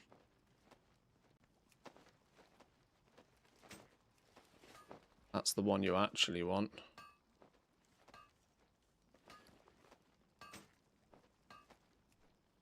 And we're going to want multicraft on it. Oh, actually, a scribe's going to need 2 tools, aren't they, by default? Thinking about it, you need a full resourcefulness tool and you need a full multicraft tool. You do actually, as a scribe, basically need 2 out, you know, from the rip. You benefit from resourcefulness when you're doing milling and not multicraft, so you want to fully stack your tool resourcefulness when you're milling. But then, as soon as you start making the inks, you want to swap out to the multicraft one. 31% multicraft chance seems to be achievable. Look how far ahead of skill you are. God, this needs fixing. Oh, God, they need this fixing. I don't appear to have one of those things that gives me concentration back. Polyhedron thing? Ancestors watch. One of those. Let's make the resourcefulness tool then. Resourcefulness.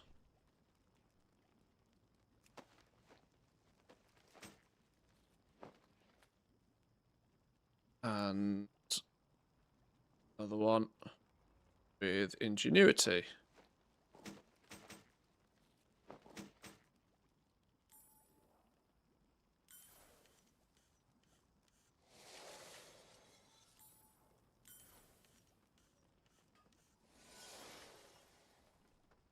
Is there a TLDR on the abundance system?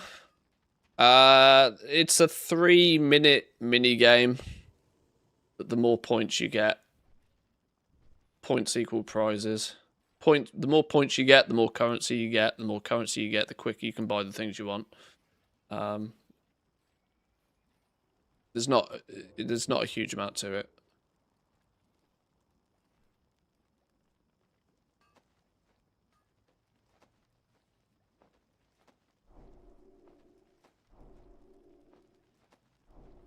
Okay. Yeah, look how just ridiculously easy milling is.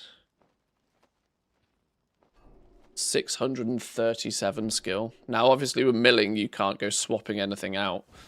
But this means that you can hit that 505 threshold so goddamn quickly with hardly any knowledge points. I think we figured it out, didn't we? That you actually don't need... Where is it? Perfected products. You only need points in perfected products and processing. You don't actually need to put any points in inks, milling, or ciphers, yet you can still guarantee them all at top quality. So all 3 of these skills can be obtained with only 60 knowledge points, which will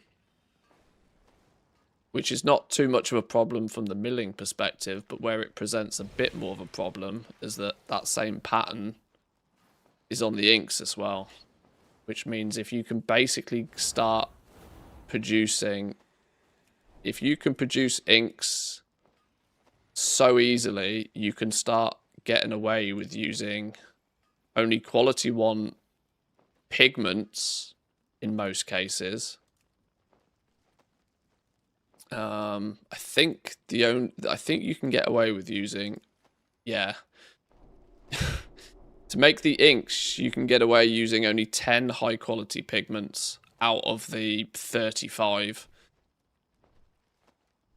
which will basically mean that you're almost making high quality inks from normal quality herbs, plus a few high quality herbs. But it's basically going to mean that high quality inks will be only a fraction more expensive than normal quality inks.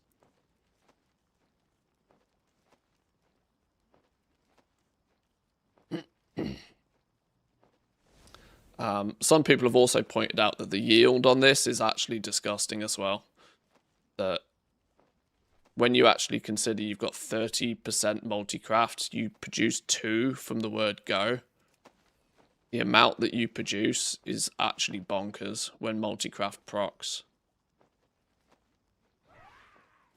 And when you think that that also works for milling as well. So if you're milling herbs, like I haven't got resourcefulness on here properly, but like you take so few herbs and you produce so many inks.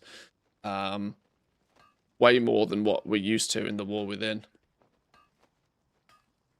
Milling is yielding like seriously high amounts of pigments. And the total amount of pigments required per ink ends up being very low. So then you can basically determine that inks become very cheap. When inks become very cheap, everything else with inscription in turn also becomes very cheap.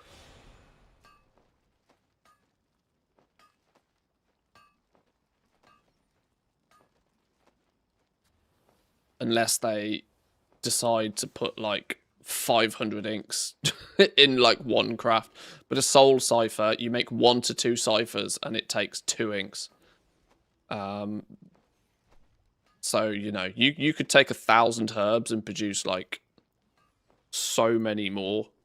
And it's not, the thing is, it's not even, you're not, the point's, you can take normal herbs as well and end up making high quality everything in great quantities. The TLDR for inscription is that if it stays the same as it is, inscription is going to make materials so cheaply. There's a weird possibility with inscription that if they do leave it this way, that you'll pair inscription up with something like engineering, and you'll actually just recycle all of inscription's stuff. That it's going to be able to take basic herbs. It kind of feels like inscription could fit into a bit of a mini thaumaturgy kind of shuffle. You take basic herbs, which I can't really show very well on the beta because I don't have access to quality 1 herbs. But you take basic herbs, you mill them down into pigments. Those pigments then go into making inks. Those inks, you get so many of them that I think you can just straight up recycle inks. I don't think you have to do anything else even with the inks. Then maybe actually considering you get 1 to 2 ciphers from only 2 inks, you can probably produce way more ciphers by processing it even further. Bouquet from the vendor gives you rank 1s, does it? Yeah, what do you want? Have they changed what those turn into, have they? Box of rocks and the bouquet of flowers or something.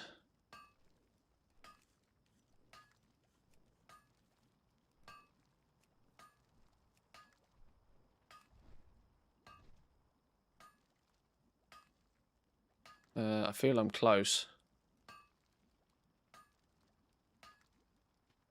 Where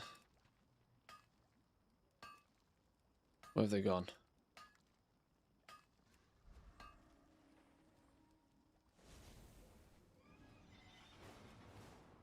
I skipped past them. Or are they on one of you? Are they on you? I I have just the thing for you. Bouquet of herbs.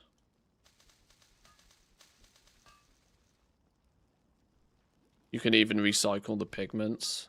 Oh, well, there we go.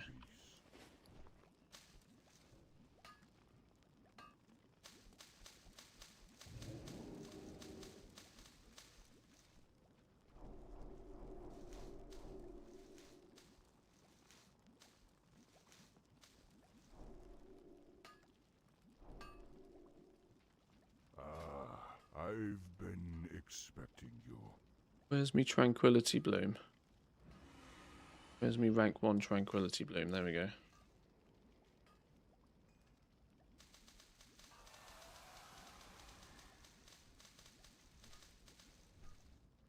Walk with the earth, Mother.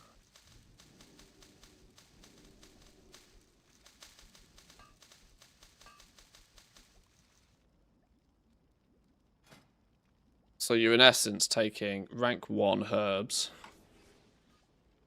smushing those down into rank 1 pigments. Do this with your resourcefulness tool as well. 38% resourcefulness, by the way. That's why it gets so broken.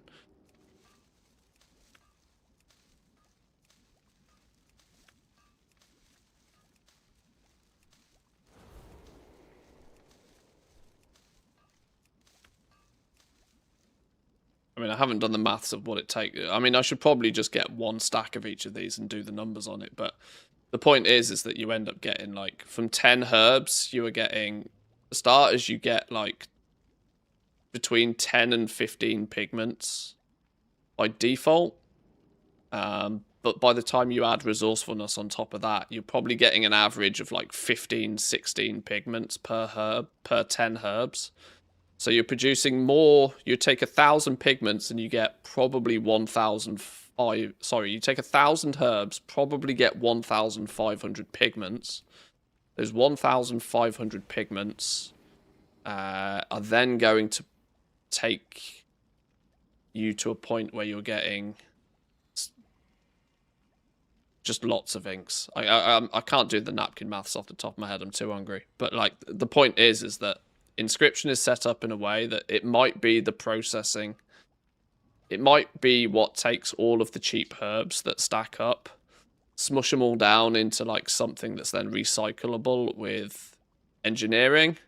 Once you've recycled them with engineering, you can craft cheap shit to then maybe disenchant. It kind of is a weird way to turn herbs into dust eventually. And dust in turn goes into enchants or whatever.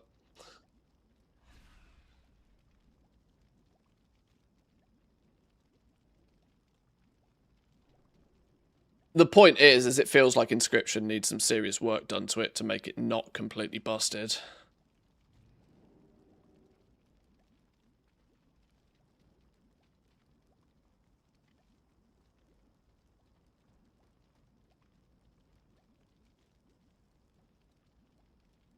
Which means I do kind of hope they look at Inscription, because it all feels a little bit too just wrong.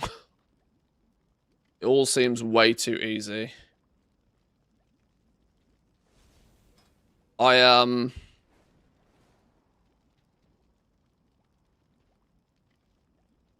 Yeah, these entire nodes become completely pointless because you just don't need the skill. Like, there's once you've hit the threshold, there's no point being 5 miles further on it because in milling you can't swap out shit, right? You can't swap out quality 2s into quality 1s for a saving. So there's absolutely no point being this flipping far ahead. Now you can here, which is what makes it end up being so cheap and basically allows you to use nearly, let's say about 80% quality 1 or normal quality mats to make high quality inks. 1,000 herbs into 1,500 pigments gives you about 180 inks, which creates about 270 ciphers to 450 codified. Yeah, it's all very broken. It's all very broken right now. It needs a real overhaul in terms of difficulty. The simple solution, more than anything else, is just to jack up the recipe difficulties of some of these things. Or they could make, well, resourcefulness and multicraft is already getting out of hand. You know, we've already got plenty of it.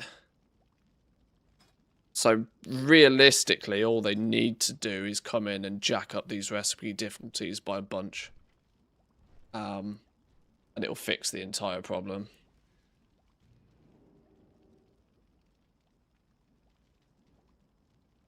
It's not actually too much of an overhaul to change how it all plays out.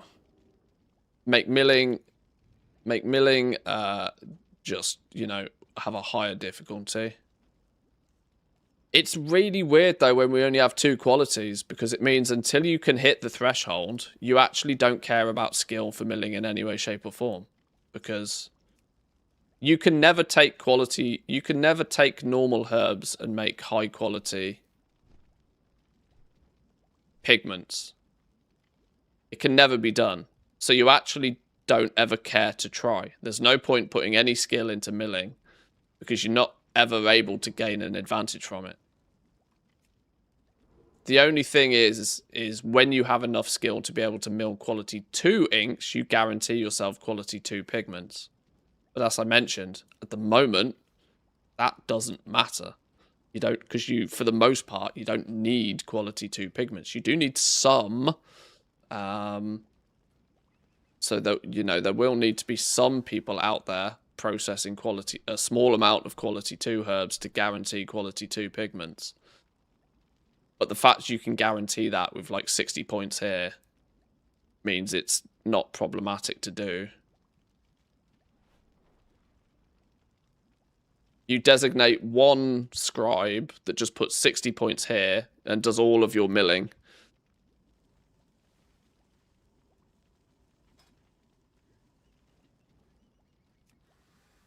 I don't know. The rest of the profession, have they done anything with Dark Moon in any way, shape or form? Convert high quality inks, all the essence into powerful blood cards. This doesn't look like they've changed anything.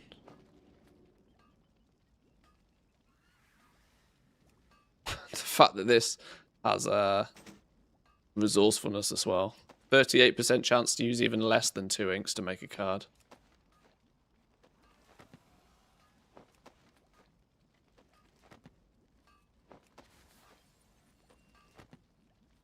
Oh, I can't seem to get it to proc. That's interesting. 38% resourcefulness, and it doesn't actually seem... Oh, there we go. It does save 1. It's... okay, yeah. The reason why this looks even worse from resourcefulness is because it's actually proccing, but because there's so few materials, sometimes it's not actually giving you even 1 material back. Because when resourcefulness procs, it gives you 30% of the materials back. Now, 30% of 2 is less than 1. So sometimes it's actually proccing in the background, but you don't get anything. It's kind of stupid. This also needs changing.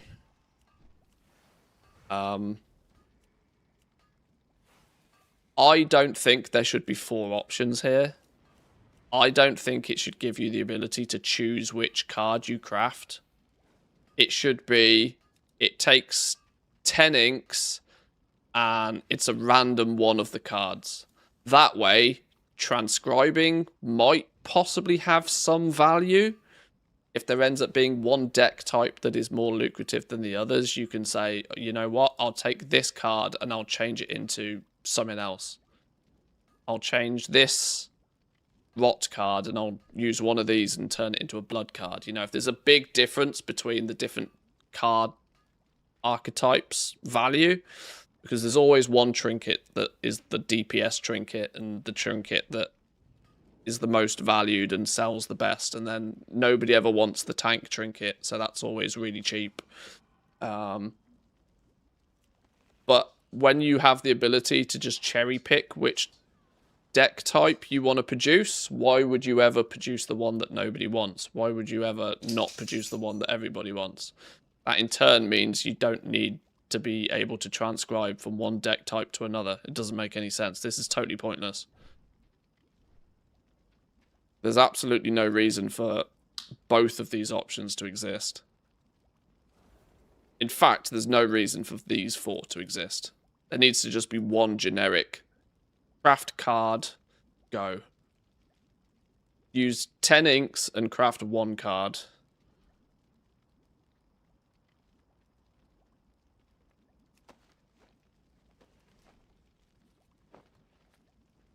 Oh yeah, that just doesn't work then.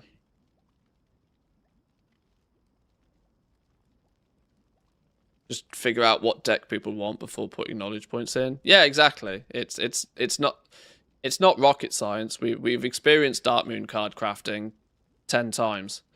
We know what happens. The DPS trinket gets sold the most and so is wanted the most, which means the value of the whole crafting process is weighted on how often you can sell the DPS trinket. Nobody wants the healing trinket. Nobody wants the tank trinket. Like, the DPS trinket always wins.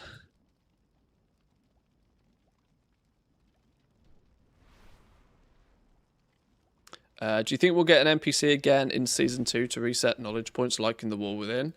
If they don't give it as again until Season 2, they might as well not bother.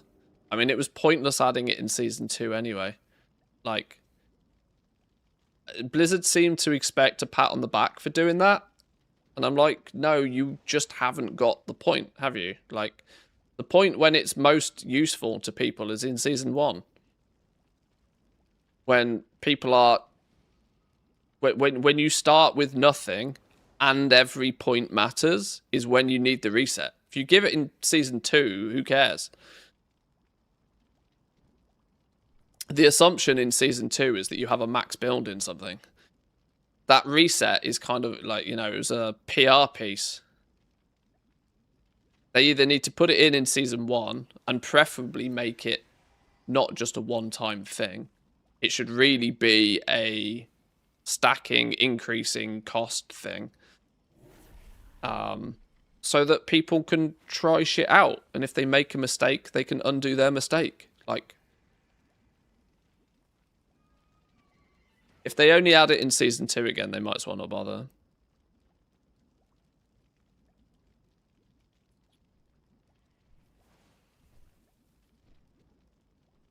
Cards seem to have a decent drop rate for non-scribes, getting one every 2 hours or so whilst just leveling.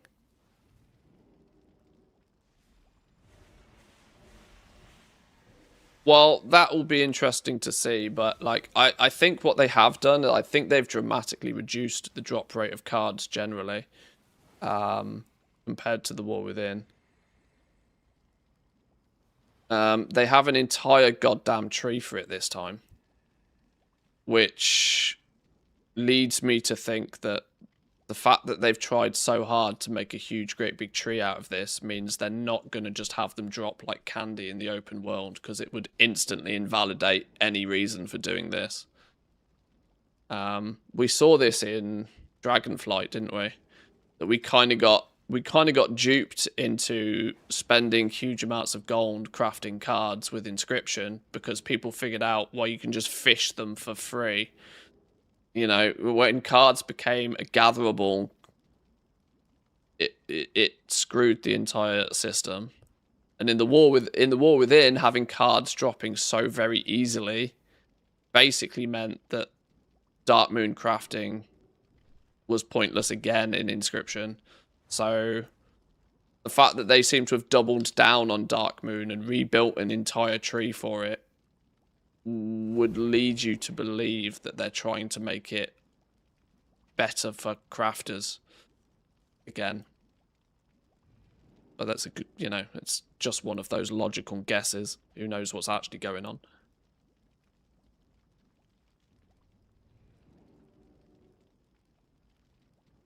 Without the enchanting shuffle, demand for the cards will be much lower. I mean, they even in the War Within, and even with the enchanting shuffle, they were being sold for vendor price. Like there were so many cards, in the War Within. You had Inscription and you played the game, you were flooded with the damn things.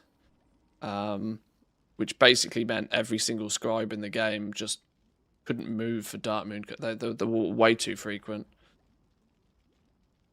Even with the enchanting shuffle, the demand couldn't actually push them above their vendor value.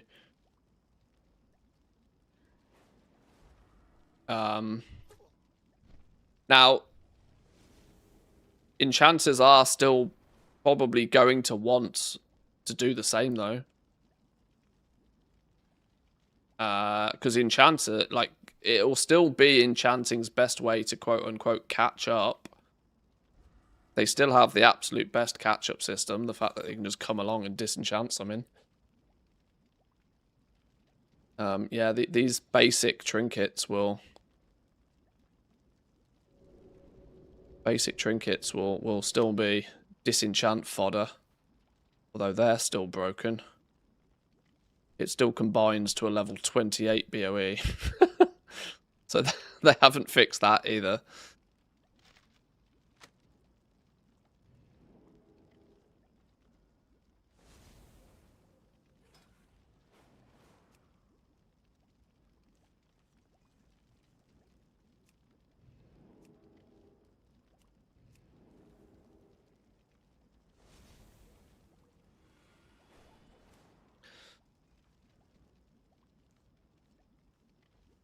What's really odd is how they've made the codifieds balanced so that you have to have max quality everything for the codifieds.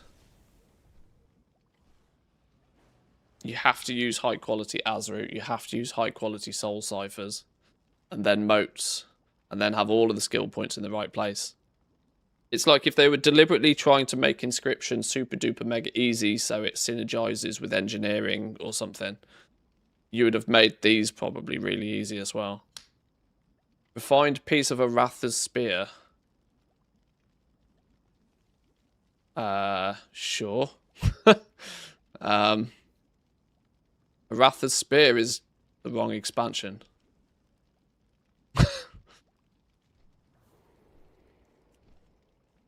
Yeah, I just think there's a lot wrong with Inscription.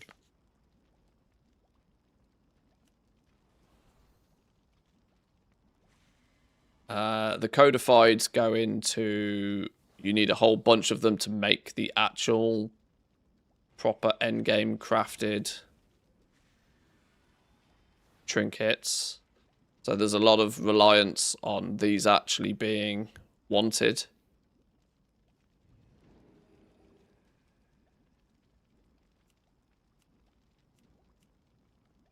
In turn, they go into the weapons as well. Yeah, it's the endgame crafting stuff.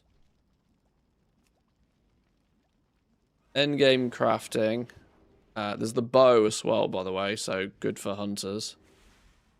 Profession equipment. Epic Season 1. Profession equipment, or profession equipment in general. Big demand Season 1. But yeah, past Season 1... past Season 1, they go into decor, yeah.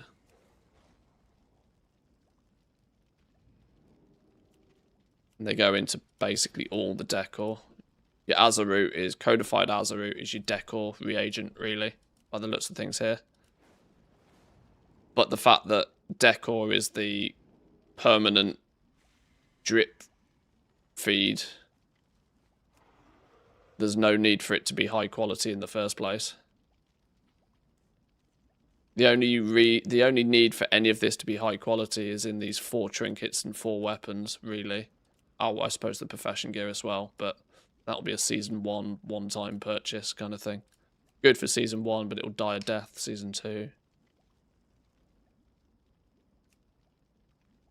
Yeah, Inscription just feels weird. It just feels as if it needs a Like I said, it doesn't actually take a lot. They could leave milling if they really wanted to make milling super easy. This bit doesn't really make a blind bit of difference. It's the recipe difficulty of the inks. This is bananas. This needs jacking up to like 630. If they crank this to 630, it's a different game. Because then that will mean that you can't supplement all of these quality 2s with quality 1s. It's a completely different story if they jack up this recipe difficulty.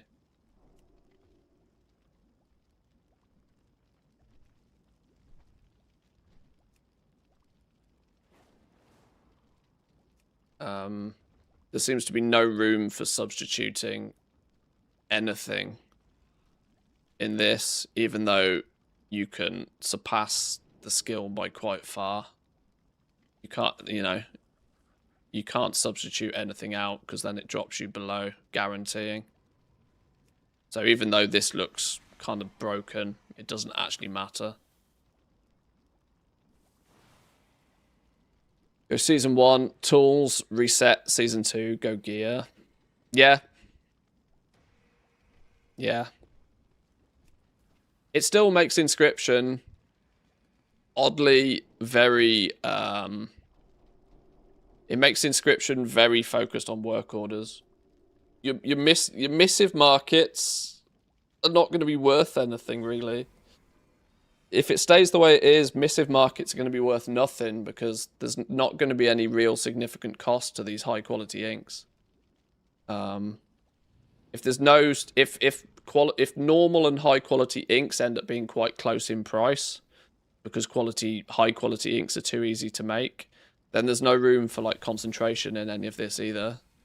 Which means these entire markets are just, they fall into that single digit mass craft market really quickly.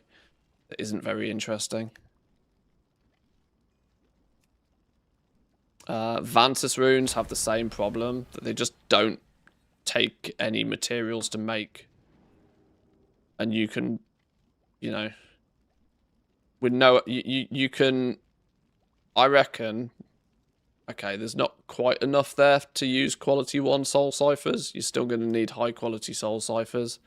But there's not going to be much difference in price between normal quality and high quality soul ciphers if inks are too easy to make. You notice how everything has like a chain, like a knock-on effect. If the basic inks are too easy, it makes the whole profession dead on arrival. But a simple little change could quite easily make it, bring it back in line with everything else. Runes were 10 inks in the War Within, contracts were 25 inks. Now it's 2 for runes and 2 for contracts. Yeah, it feels like it hasn't been balanced as well. These numbers are far too small. But somebody somewhere has clearly thought that we need to drop the quantity of these because there's a moat on it as well. But I don't know, it's all weird. It needs some love. Inscription definitely needs some love. All feels odd. Do these work yet? Can you craft a bunch of these? Do they actually?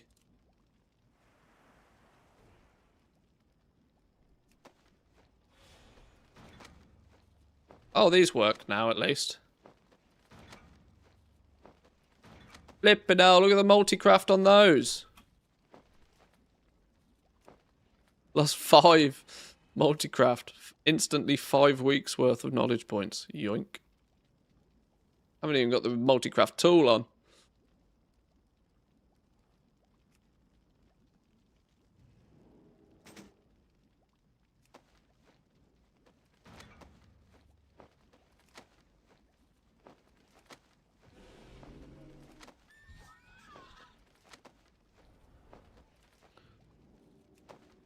This is interestingly going to be another way to harvest first-time craft bonuses on Inscription.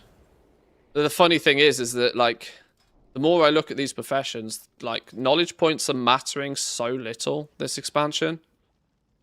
Because pushing for guaranteeing max rank crafts doesn't seem to be all that important this time round. It's the whole crafting system's going to feel so weird.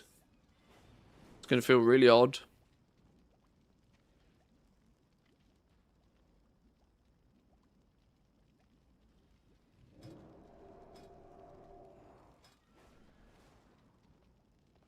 You know, we went into Dragonflight trying to gain an understanding for how everything just works fundamentally. And so, you know, there was room to move there. You know, the people that figured it out nice and early just printed gold at the beginning of Dragonflight. We then went into the War Within, trying to understand how we can, like, optimize and utilize the shuffle to get access to max build before everybody else. That being able to be able to guarantee craft something at a high quality way before everybody else felt like, you know, a good advantage to push for. It doesn't feel like there's like a good advantage to push for with the Midnight Professions. There's no what I refer to as like skill gap particularly. A lot of the crafts either have very easy requirements to be able to produce them at max quality. There is maybe 1 or 2 crafts per profession that seems worth utilizing concentration on. I can't help but feel everything is going to be so goddamn cheap so quickly.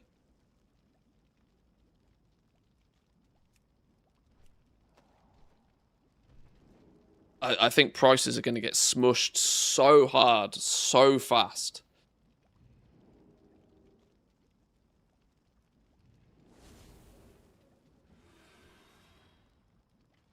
The War Within was progressing the Dragonflight crafting. Now Midnight is regressing the Dragonflight crafting. Well, yeah, it does generally feel like a step backwards. I can't disagree. It does overall feel like they're stepping backward. I mean, reducing complexity, in part to a lot of us, is going to feel like stepping backwards, isn't it? They've taken out areas of the professions to make the whole process easier, but in turn, the net result of everything being easier is that everything is worth less to do.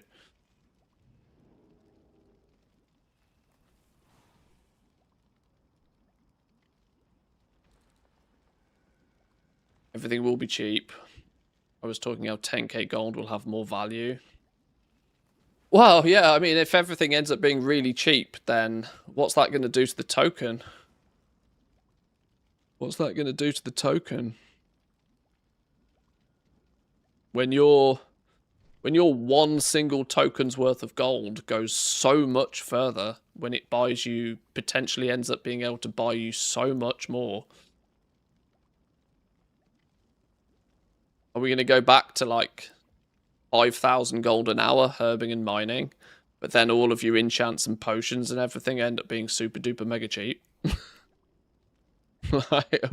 Is this like... Are we going to see those that already have a pile of gold? Like, where would you go to make money in the... How would you make gold in the War Within? When everything ends up being incredibly cheap, incredibly quickly.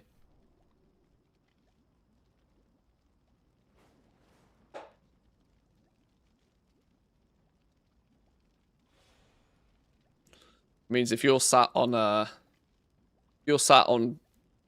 gold cap or 2, you might be absolutely chilling.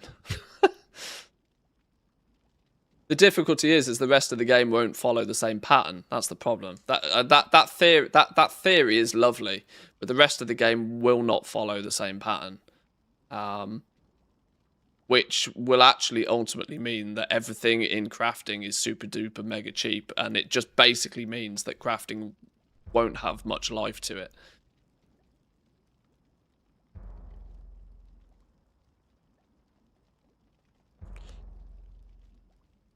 $100 gold tip for crafting bisque gear.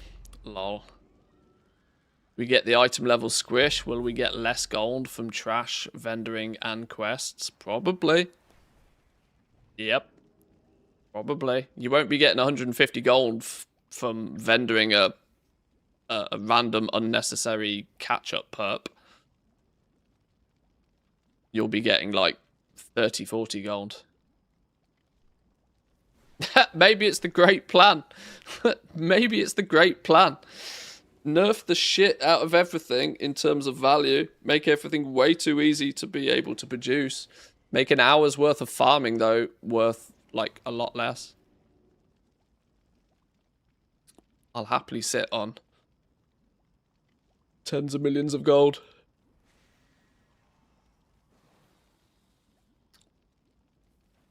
Yeah, like I said, the theory of buy one token and buy half of the market doesn't really work. If you look into economics, you know,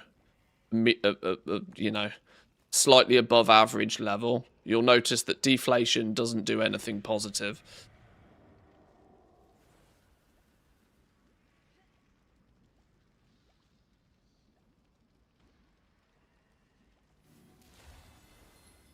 A small amount of inflation is more healthy than deflation.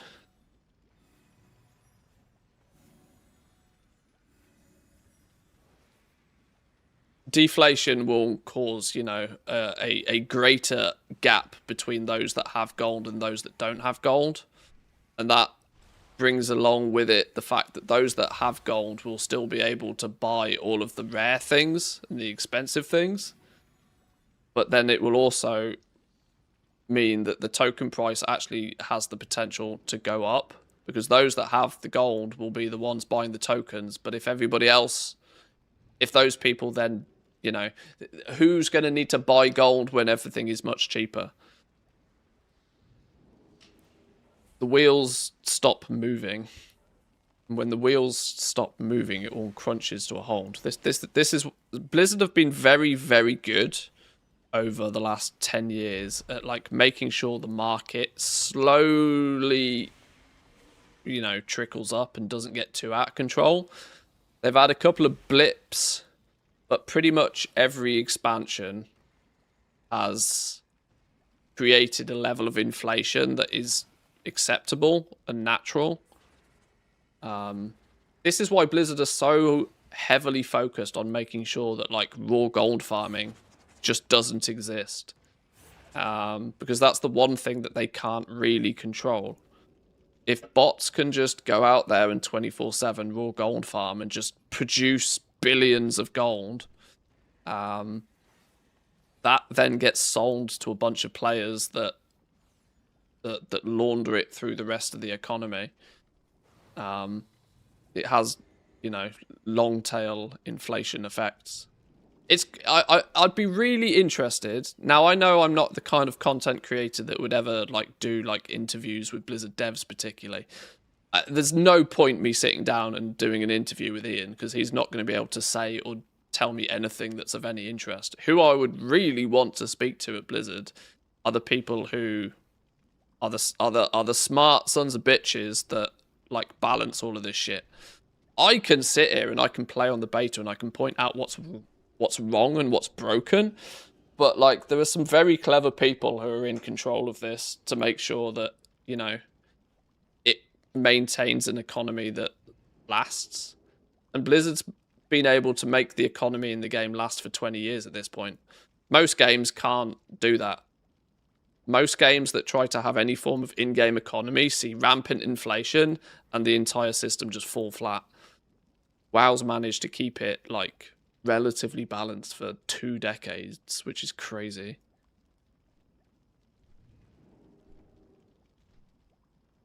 They also don't like players buying expansion in game time with farmed gold. They want the real money. No, the Blizzard love that. You forget that you got to remember that everybody that buys the game with gold pays more than somebody using real money. The only reason they can use it with gold is because somebody else has bought a token. When you buy a token in the EU, you buy a token and you get 13 euros of Blizzard balance. Now, sure, you go spend that 13 euros of Blizzard balance, but somebody had to give Blizzard 20 euros for you, you know.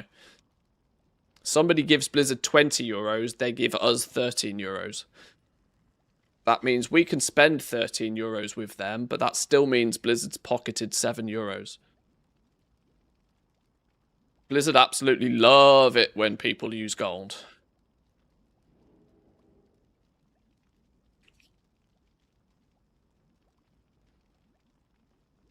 It's raw gold farming that's the problem. And it always has been. This is why raw gold farms always get hella nerfed. Super duper mega nerfed. Vendor shuffles. Vendor shuffles were big business for a few years. Like BFA kind of time.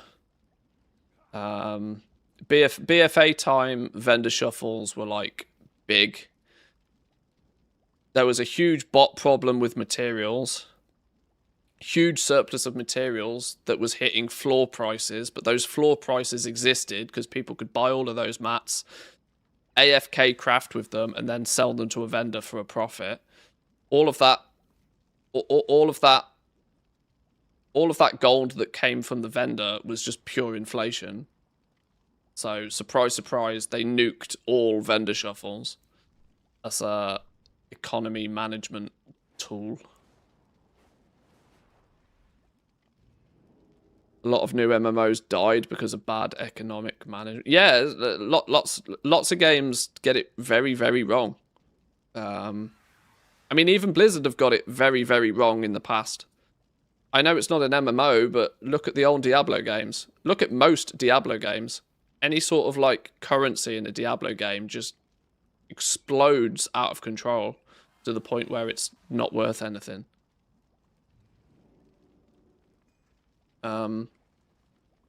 Doing it on an MMO level, the token's the best thing they ever added to the game because the token is the balancer.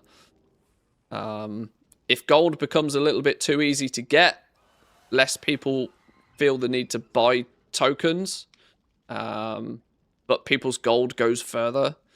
The token does a really good job of like just balancing things a bit. But if you look at the token price recently, can you see it on the beta? The token price recently has been absolutely wild. Every Bruto bought via token BattleNet balance makes them about 120 euros instead of the 78 that somebody pays for it off a credit card. Yeah, exactly. Okay, the store doesn't work on the beta.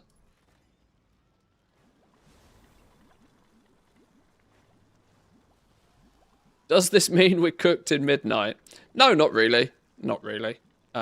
See, the thing is I look at things expansion long. Season 1 will still be fun.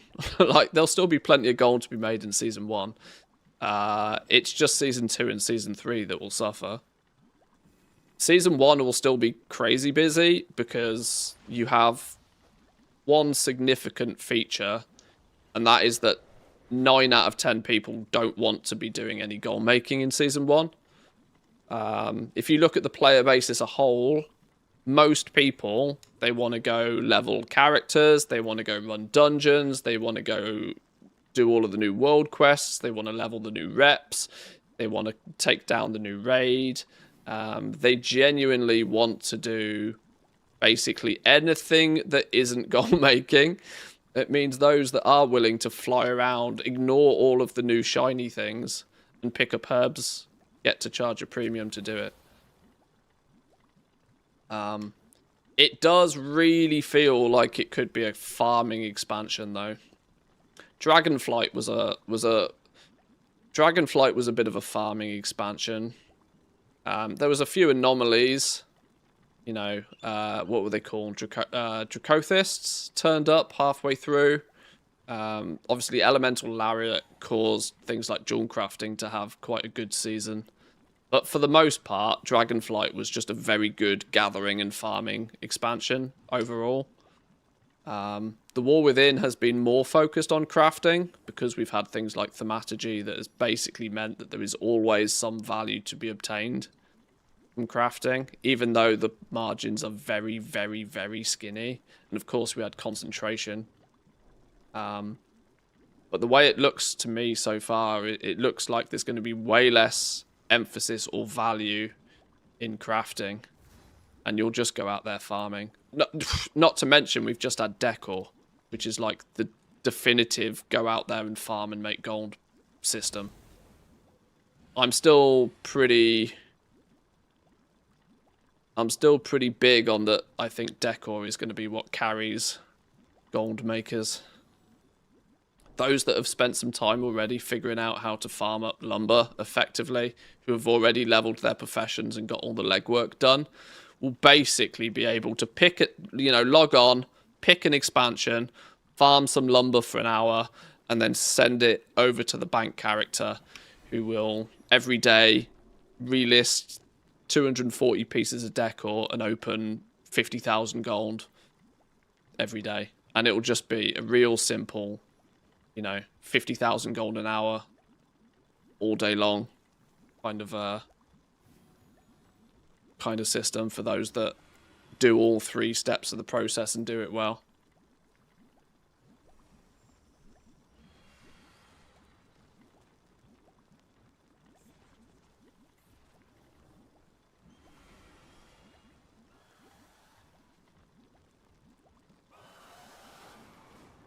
Skipped the war within after season 1, but planned to come back for midnight. Hope it'll be worth it.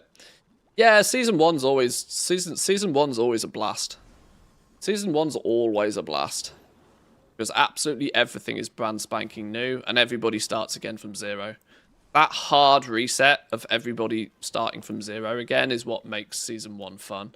It's why, unfortunately, for crafting, season 2 and season 3, while in the war within, they were not very interesting at all, because there isn't a hard reset.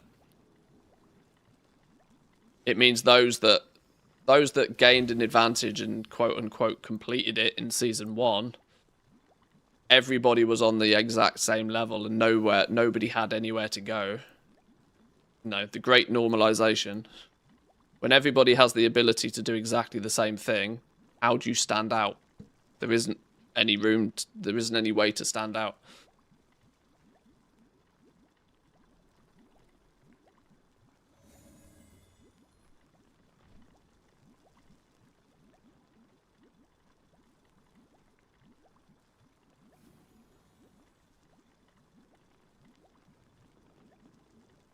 You're 9-boxing lumber. You are going to catch a ban so hard, my man. You are going to catch a ban. There is no way you're going to be able to keep that up. I mean, best of luck until you do.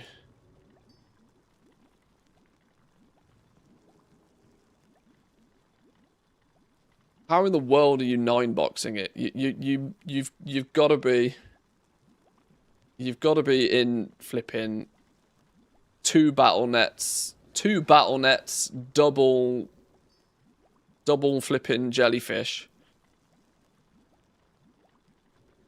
All legal, no software, just follow. It doesn't matter. It doesn't matter. I can't even begin to tell you how many people, like, are in that exact same position who get banned. They get banned because so many people are like, wow, that's a bot report. It doesn't matter. But flipping hell, best of luck either way.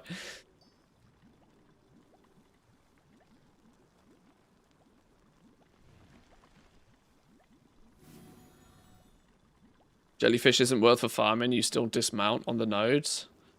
Oh, does it dismount you now? It didn't used to.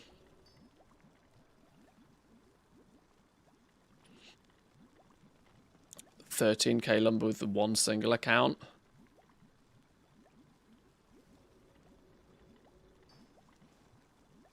Fair enough.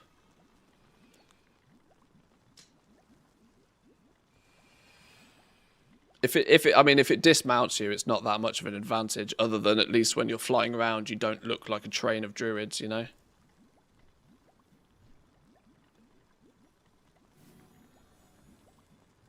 Anyway, boys and girls, I'm at the point where I'm hungry, and I'm just generally chatting. We're not actually doing anything particularly constructive, are we?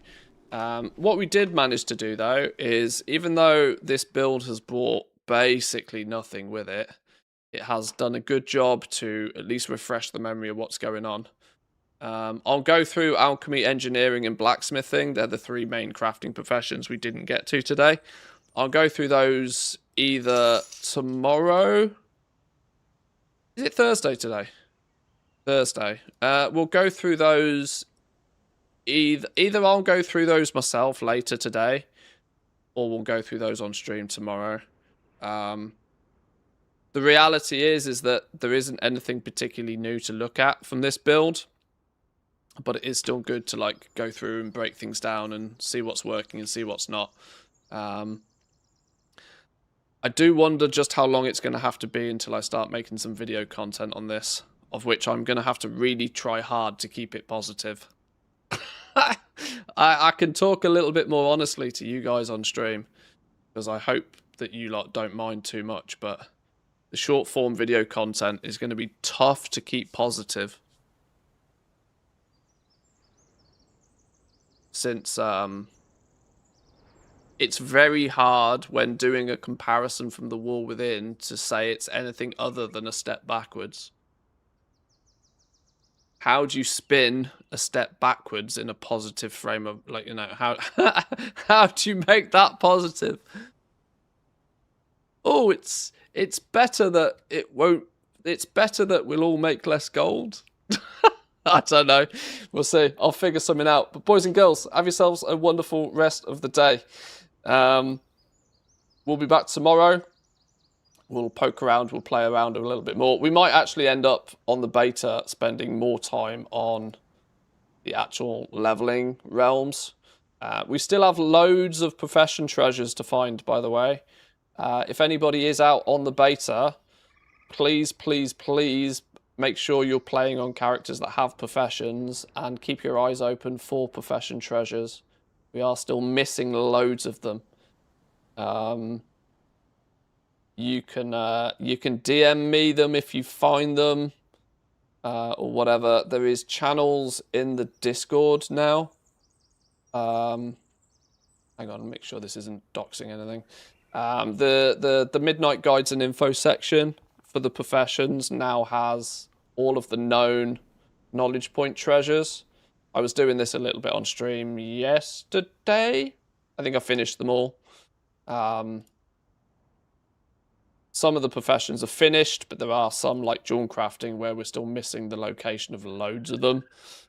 So if you're out on the beta and you find them, please let me know where they are. It'll help everybody involved. And jump in the Discord and come say hi. The midnight chat is up and running, and come say hi. It's fun times at the moment when we're waiting for all of the good stuff.